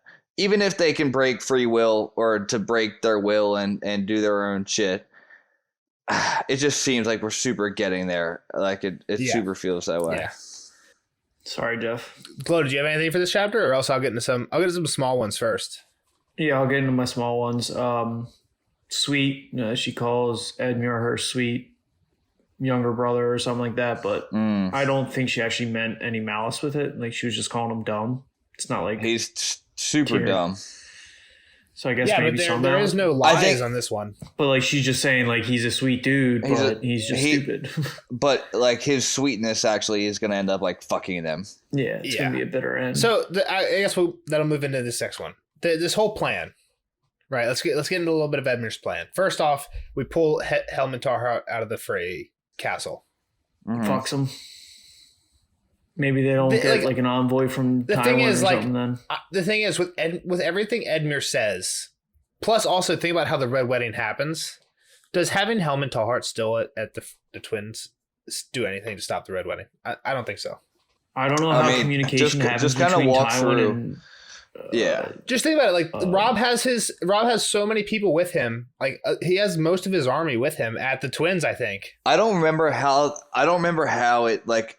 So like Roose takes over Harrenhal, right? Which is where he ends up now talking to Jaime. Well, he talks to Jaime. That'll be long into book 3 once Jaime and Brienne. But this is before the Red Wedding, right? Yeah. Yes. All right. So like, how do these plan? Like he sends word with Jaime, no? Or like. It's around that time that Jaime they start definitely talking. doesn't know anything about the Red Wedding. Like, and there's no reason for Roose to tell Jaime. Like, I think what you're talking about, Jeff, is in the show, and this might be in the books too. I don't remember. Like, when does Roose talk to Tywin? Hang on. So okay. we've been talking about this in the spoiler section a long time. Like, even through book 1, is like, when does the talk of the Red Wedding planning start? Mm-hmm. Like, when has Tywin started those talks with either Roose or Walder? Walder, and I don't know if we know, but we've even mentioned this before in book 1, I'm sure. So it might be already. We're all drinking whiskey, boys. And it's been a long chapter. A lot of whiskey going down. Not tonight. scared. Not scared to drink. People were calling us lightweights, and people calling Jeff lightweight. I was calling Jeff a lightweight. I mean, that's just like absurd too, because like when you drink I'm going Jeff straight had, Jeff at our had late fans. practice. He had to practice for 2 hours. The Discord popped off while he was gone. Everyone's making fun of him, and he wasn't able to defend himself. It was great. When you drink your 8% or your 12%, you're drinking like 3 of them. When you're drinking like your 5.5ers, you can drink like as 19. much as you would a 4.2, like a Bud Light, Miller's Light. You So just crush that shit. at the end of the day, I'm gonna say pound for pound, you're going to outweigh your 2 beers that you're drinking. I agree. I'll just bust your balls, Jeff. I see you drink. You're no lightweight. Well, you're no me, but you're no lightweight. No. So I can out 3 beer chug you right now. That's a good one. All right, You're out of practice. so let's move on. Let's skip out of this because you don't want to embarrass yourself. We'll move on to what happens at Harrenhal. We'll film it. What goes on at Harrenhal? We've talked about this a little bit because I don't know. I don't remember. Last one was Arya. So what happens? Vargo Hote's there, and then he's not there. Vargo Hote brings a bunch of captives in, a bunch of northern captives that he captured in a battle. About I think it's either 100 or 300. But the thing is, the amount of people inside Harrenhal, like fighting men inside Harrenhal at the time, is the same number. It's either 100 or 300. So however many like northern men Vargo Hote captures, it's like basically the same number of men as is in Harrenhal. Weasel uses her last one. Arya uses her last name kill to convince Jaqen to help the Northerners escape with hopes that that'll help her escape. As soon as they go in to help him escape, I think it might be Helman Tallheart.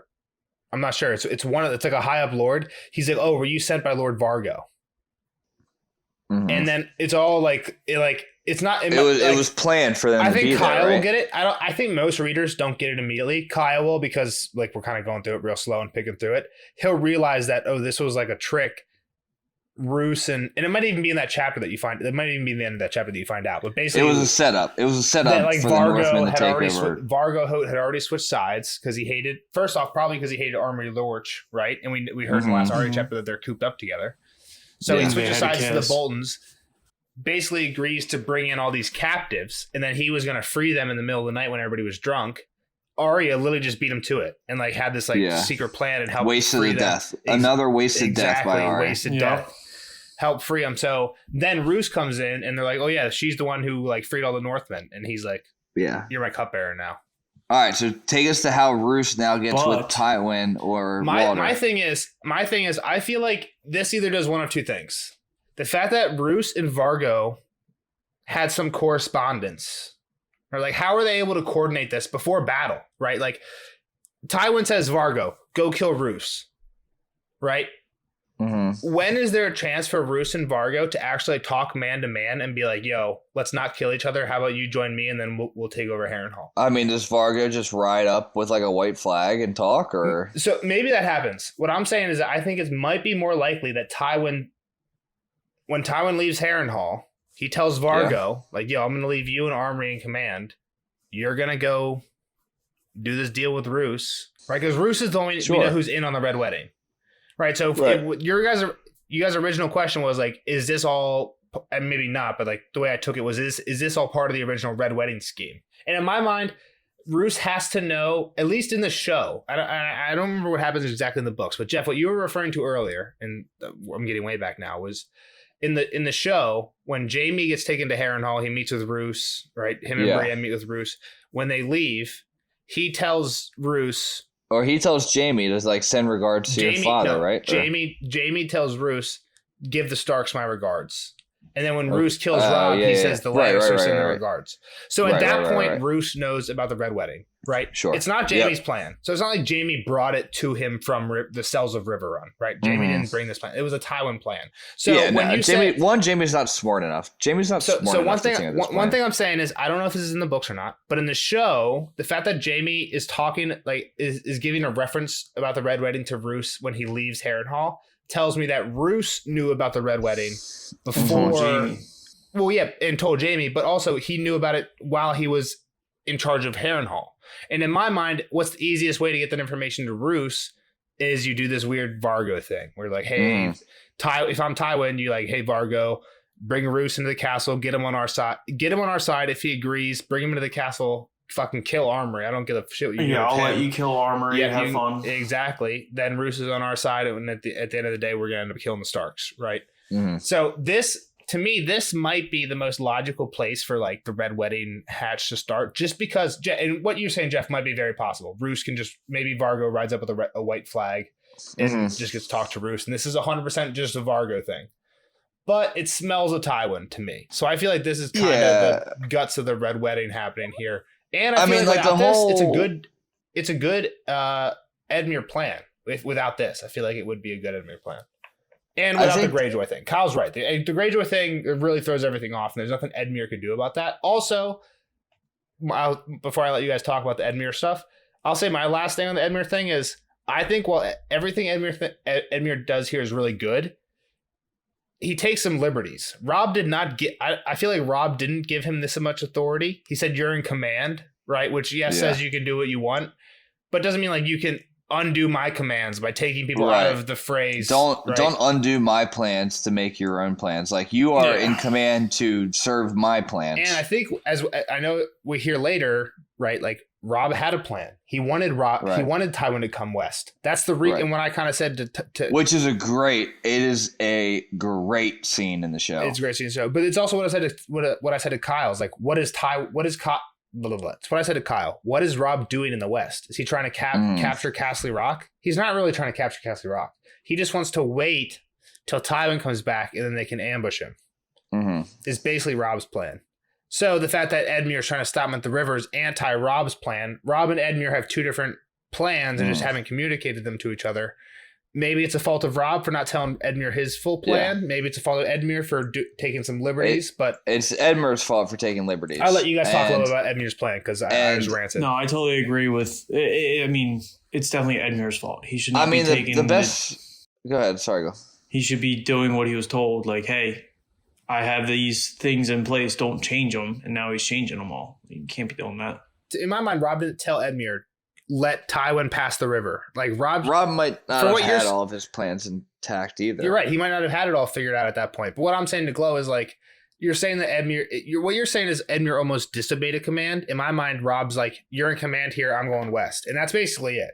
So, I mean, we don't know. Yeah, but he's commanding other parts said. of the forces, which he should not be doing. People in the phrase, no, they are not Edmure's.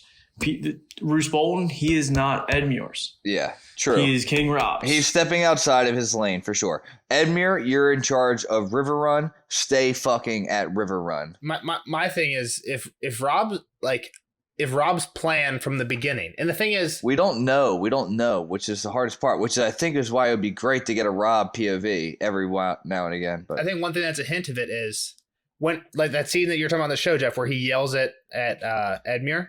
He just bitches Edmure, which is awesome. He says it's because he wants Tywin to come west. Well, if you want Tywin to come west, what's the easiest way to do that? You attack the west. So maybe Robb. So I'm not saying this is true, but maybe Robb had this plan from the beginning. Maybe the reason Robb attacked the west is to draw Tywin out of Harrenhal across the river and then ambush him. Right. So if that's the case, then I'm saying part of the blame, and maybe even more than Edmure's, you can put Robb some blame for not telling Edmure what the whole plan was. But it's back to your point, like, Edmure, your job is not to start, like, your job was to fucking hold River Run. Like, you don't need to know what my fucking plans are because I don't want too many people knowing. Your job is to hold. Right. That's a Tommy River Shelby. Run. That's a Tommy Shelby. He doesn't tell anybody except for himself. Like, Arthur doesn't know. His brothers don't fucking know. Right. Like, only he knows what the whole plan is. The more people know, the more word gets out about what the fucking plan is. So I get that. So this is what you got to do. You hold fucking River Run. Don't go fucking parading around and calling your bannermen. Stay in the fucking castle. We don't know the exact command Robb gave, but I feel like it was more of the command was more like okay, Edmure, you're in command here. You take charge of River Run for me. I feel like Robb, even if he doesn't say his whole plan, you should say, okay, Edmure, I want you to stay here. Something might happen where an army comes our way. I don't want you to fight. I want you to hold up inside your wall. You know what I mean? Just something like that much. I mean, there's also got to be a little bit of common sense. Like, hey, Edmure, you don't have enough people. Stay in fucking doors. This isn't a bad plan, though. What he has isn't a bad plan. So, like, you're saying common sense, but this isn't like a super stupid plan.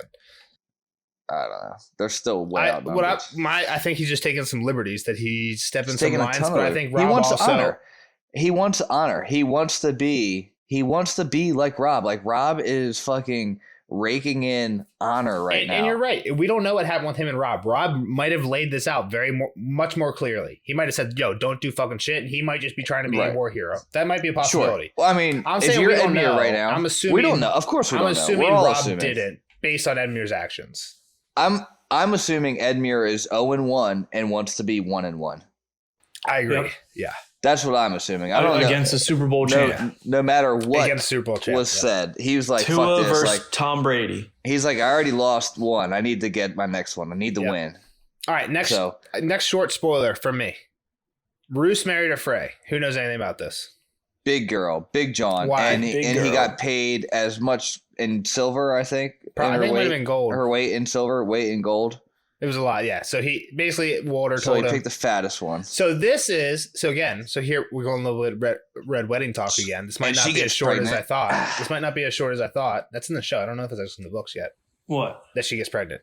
But hold on. If Roose married a Frey, and again, red wedding team is Bolton's, Freys, And Freys and Lannisters. If he's marrying a Frey and that hasn't done anything, like Rob's not commanding it, doesn't have anything to do with Rob's allegiance. Mhm. Is there a possibility that Tywin is again setting this up and he's like, "Yo, Frey," he sends a letter, "Yo, Frey, yo, Bolton." He sends the letter to each of them like, "You're gonna marry this person because you're gonna switch sides and you're gonna actually win, and I'm gonna pay you a fuck ton of money to make sure you guys are aligned with each other. You guys get each other, like marry each other, right? Like why is Bolton marrying a Frey? Is it just a money thing? Because he needs one. I think he needs a wife. One, he needs a wife. Two, yeah, I'll take some money and get a wife. And the other thing is, I'm not 100% certain on this, but do the Freys? I don't think they're swimming in gold. That's why I think it's silver. No, I think they are pretty rich because they're. Because they get to charge the crossing. Yeah, you're right. They are pretty rich. Toll trolls. You're right. I think they've got decent money. I was thinking if they're not that rich, are they really just paying out these crazy dowries like that? And if they weren't, a good reason would be if they had like a very rich backer behind this marriage, right? Who was actually funding the marriage, right? So Tywin says, "I'll pay for it. Let Roose marry whoever he wants. Roose will get a fucking ton of money. Walt will get rid of a fat daughter who nobody wants. Everyone's happy, right?" It seems like a Tywin thing to do. It seems like a very Tywin thing to do. I don't think this is a Tywin thing. It might be like, but I don't. I think it's more or less like Walter trying to attach his name to each family because he already has it. He's attached to like King, everything. King Rob. He's attached to the Lannisters with his sister, right? Or He's probably attached to the Baratheon somehow. Isn't the one Lannister aunt a Frey? Yeah. So like, and there's a couple cousin Freys. So they're attached to the Lannisters. They're attached. He's attaching himself to the Boltons. Like I feel like he's more or less like I want my family's name to be attached to every family, so that like whoever does end up winning, like, all right, this is my family why does Roose too. do it Like, just for the money? And I think Roose is just like, fuck it, like, oh, you have this great offer, like you can. We're already on the same side, and yeah. Yeah, Okay. like, oh, you have this really fat girl, and you're gonna pay me a lot of money. Yeah, I don't think what I'm saying is 100% set in stone. Just thinking about it, about like what everybody wants.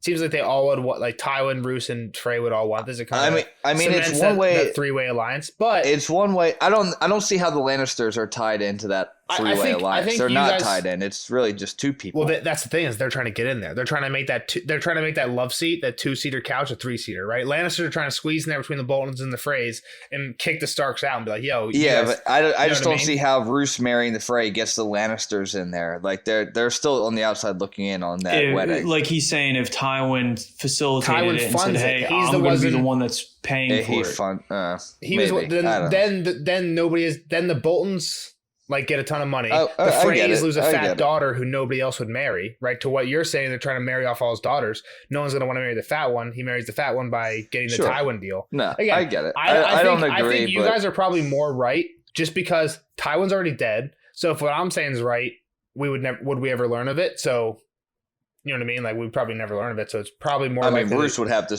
speak of like why he marries. Yeah, somebody on the other end would have to spill the beans. So next thing, Ned's bones. That was not Ned. It's not It's Ned. definitely not Ned. But what do you mean it's not Ned? I don't know. I was just throwing like I don't think it's Ned. Super hot thing. And There's a big Chloe fan just theory joined. about this, but none of them revolve around the bones not being Ned's. But what's the significance of it not being? It's definitely not Ned's bones. Why would they not be Ned's bones? Tyrion told him to send back Ned's bones. Like we Yeah, know it Tyrion could've been definitely telling him anybody. to send back Ned's bones. They said that when they're all tarred and eaten by carrion crows. Tyrion was not saying that. Tyrion didn't say that though. Cat said that. Tyrion didn't say that when he told him to send back the bones. Yeah, but at the same time, it's probably been 2 or 3 weeks of tar and carrion crows, so it's hard to tell which body's which. In the Tyrion chapter, he said like send back Ned's bone. Like I don't know. All right, yeah, I'm gonna grab this fucking pile of bones that I found right here. I get what you're saying. It's like it's not. Cat even says that. I'll tell you what the main theory is. What does Cat command to happen with these bones? Let's assume they're Ned's for a minute. What does Cat command at the end of this chapter? They get sent back to Winterfell and buried in the crypts. Like very soon, like Kyle's pointing out, like Winterfell's being captured around this time. Mm-hmm. So what happens with the bones? They still get sent there, don't they? Glow? I don't recall. We don't really hear about the bones.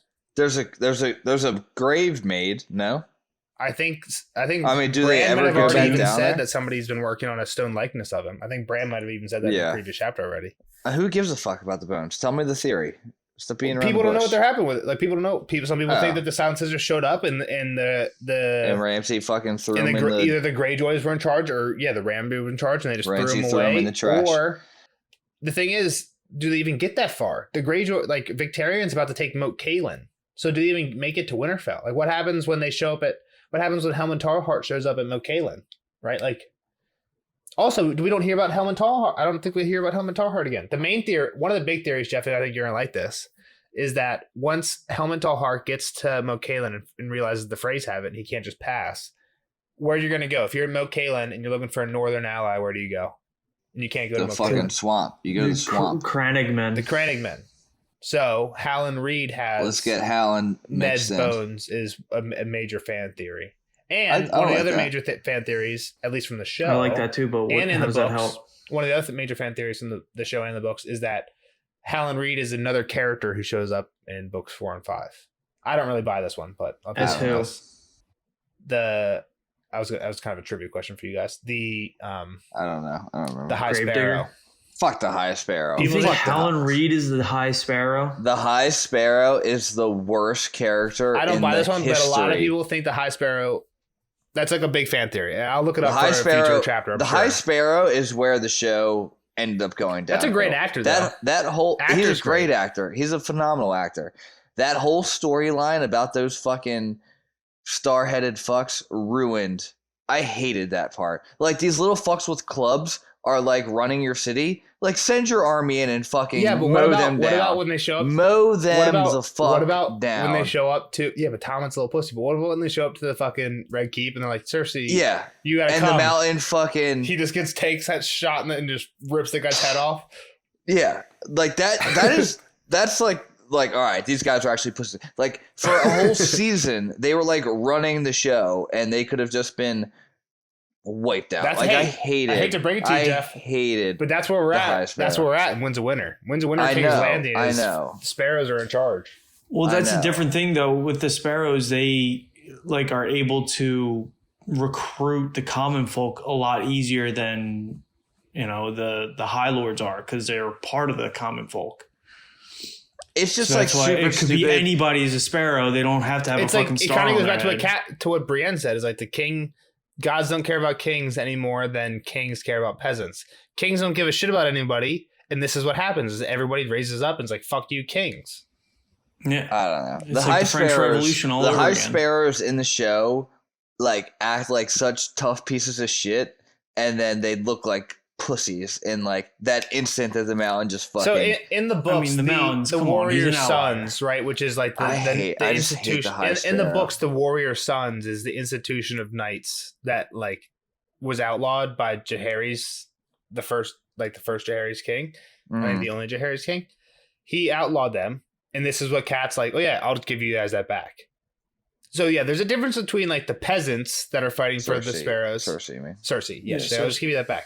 There's a difference between the peasants and then like I forget what they're called, the Stars and Shields or whatever. But there's like an official knighthood that is around the High Sparrow that Cersei gives them that isn't really ever even present in the show. Yeah, I'm sorry for going on that tangent. I hate the fucking High Sparrow and the whole Marjorie plot line of it, and it's good in the books. I think you like it. I think you'll like it on the reread. I'll have to, on the reread maybe. But I like it. Like, what about this chapter? Before we go on, what about this chapter? This chapter's a good one on the reread, right? Like, this is a boring one. I don't hate this chapter. I didn't hate it at all. We're 44 minutes into the spoiler You guys said section. it was long, and I read it. Like, I do think there's like a lot of spoiler talk. Like, it's kind of like we're in the middle of the world. There's a lot of shit going on. When you know what's going to happen, it makes you, when you read this stuff, it makes you think more. Like the first time Kyle, he's like, oh, what's going to happen? I don't really know. Fuck it. I'm not going to think about it. Now we're like, oh, wait a minute. What happens there? And you're putting all the pieces together, and light bulbs are going off. I want to say another quote. Yep. Kat tells Brienne she wants her to serve the living. Kind of weird. Oh, so I didn't even think of that. Get into Stoneheart stuff. This is kind of like my last one. I don't know if this is more Stoneheart or more Cersei prophecy.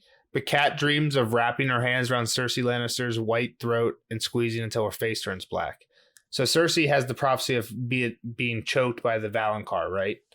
Or being killed by the hand of the hand of her Valonqar. Not that Kat is, but getting choked, right? So here Kat has a dream of choking Cersei, and like white hands. She's the oldest sibling, so that doesn't make sense. And Kat says her white throat squeezing until her face turns black. Just white and black feels kind of House of Black and White, like old godsy shit. But yeah, I also like, I felt like there was like some Stoneheart, kind of like what Jeff was saying, some Stoneheart stuff in this chapter, but I didn't have any actual quotes for it, but it just felt kind of Stoneheart. That was a good one though, Jeff. I like that one. Yeah. So that was one.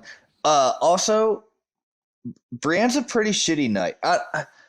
I don't know if she's a shitty knight. She's certainly a hedge knight because she offers her sword to about 19 people in the realm. What do you mean, Renly was for love. That was bad. And then Kat is just because she actually believes in Kat. And then she's Jamie, like kind of stuck. She doesn't. Does she ever like? I will find Sansa. Yeah, but she swears to find Sansa, but that's like, I feel like that's more for Kat than Jamie. But she swears her sword more than any knight I've ever seen in any show. George always uses swords and sheaths as like sexual. So you're saying that Brienne is actually the most sexual? She's like Brienne's just getting unsheathed so much. Well, she's the sword in this one. She's getting she's just so fucking hard. everybody out there. She's just fucking everybody. She's just passing. I don't agree with that. I don't know. I'm sure there's. I feel like she's very honorable. I don't think she's just out there like. I'm not just saying look at Barristan. Barristan swore to 3 different kings already, dude. I'm not saying she's unhonorable, but she like 4 kings. She's like, all right, I'm going to protect Kat. And then she doesn't actually protect Kat. She actually didn't protect Renly, which I'm not saying she could. No, she didn't say protect Kat. She said she would listen to her. Well, she didn't say, I'll serve Kat. Kat told her to leave. She left. She also said she would die to protect her. And she's fulfilling everything Kat told her to do. She's literally still working to do the last thing Kat told her to do. No, I get it. She hasn't served anybody but Kat since this point. But she's Oathkeeper. She promises so many oaths. I don't know if she's lucky that she fucking found Arya. If she even finds Arya in the fucking book. She hasn't yet, so. Well, that's in the show. In the book, she finds Sansa. Nobody. She hasn't even found Sansa yet. Yeah, she has found nobody. So she's literally done nothing. She's made a lot of oaths. But she's been trying. Did she get close to finding Sansa? I think she's like on the track. She got totally sidetracked and went out to the middle of nowhere and got tricked by Shagwell and all them. But the last thing I had was Littlefinger fucking Lysa. Him being the wretched boy. Yeah, so Hoster didn't say what's the big thing? I still don't understand how Catelyn doesn't know it's Littlefinger. What's the big word around this there's a big word around this theory. Tansy. Tansy. I don't know what Tansy is. I don't know. Tansy is like Plan B in Westeros. And there's a point where Hoster starts saying Tansy to Catelyn a lot because he made made Lysa take it because she was pregnant. Because she was pregnant with Littlefinger's child. Yeah. And Kat doesn't know who Tansy is. And he's like, who's Tansy? And somebody tells her, oh, it's a flower, and the Commonborn often name their children after flowers. So Kat thinks it's a person. But then later somebody tells, like, I think Marjorie's like, oh, Marjorie was drinking Tansy tea was part of like Cersei's like investigation against her or something. So you find out that it's like a plan B. And you're like, oh, wait a minute. Yeah. Again, I don't think Kyle will ever put that together because you find out about Tansy being a T after you find out about Hosser saying Tansy, but we'll know. Yeah, we knew. Gotcha. All right, that's all I have. That's all I had. Long spoiler section, All right, long non-spoiler section. Good one. But It's not a bad one. We didn't waste time. It's not a bad one. Next chapter, I think, is a bad one. We really didn't dilly-dally. I feel like we didn't. But next one's not a bad one. I don't really even know what happens in it. Stupid Danny one. All right. Well, sounds good, everyone. Please make sure to like and subscribe. Join our Discord. Shout out to Haley. Haley answered the question of what that movie was we were talking about. I think I said the movie with hunting dogs. I meant racing hound racing dogs is what I exactly. Sled dogs is what I meant to say, not hunting dogs. It was stupid. It was. Was I not in that episode or something? You were here. It was called Snow Dogs. It was about when we were talking about blue cheese. They weren't even close to like saying snow dogs though, Glow. So don't.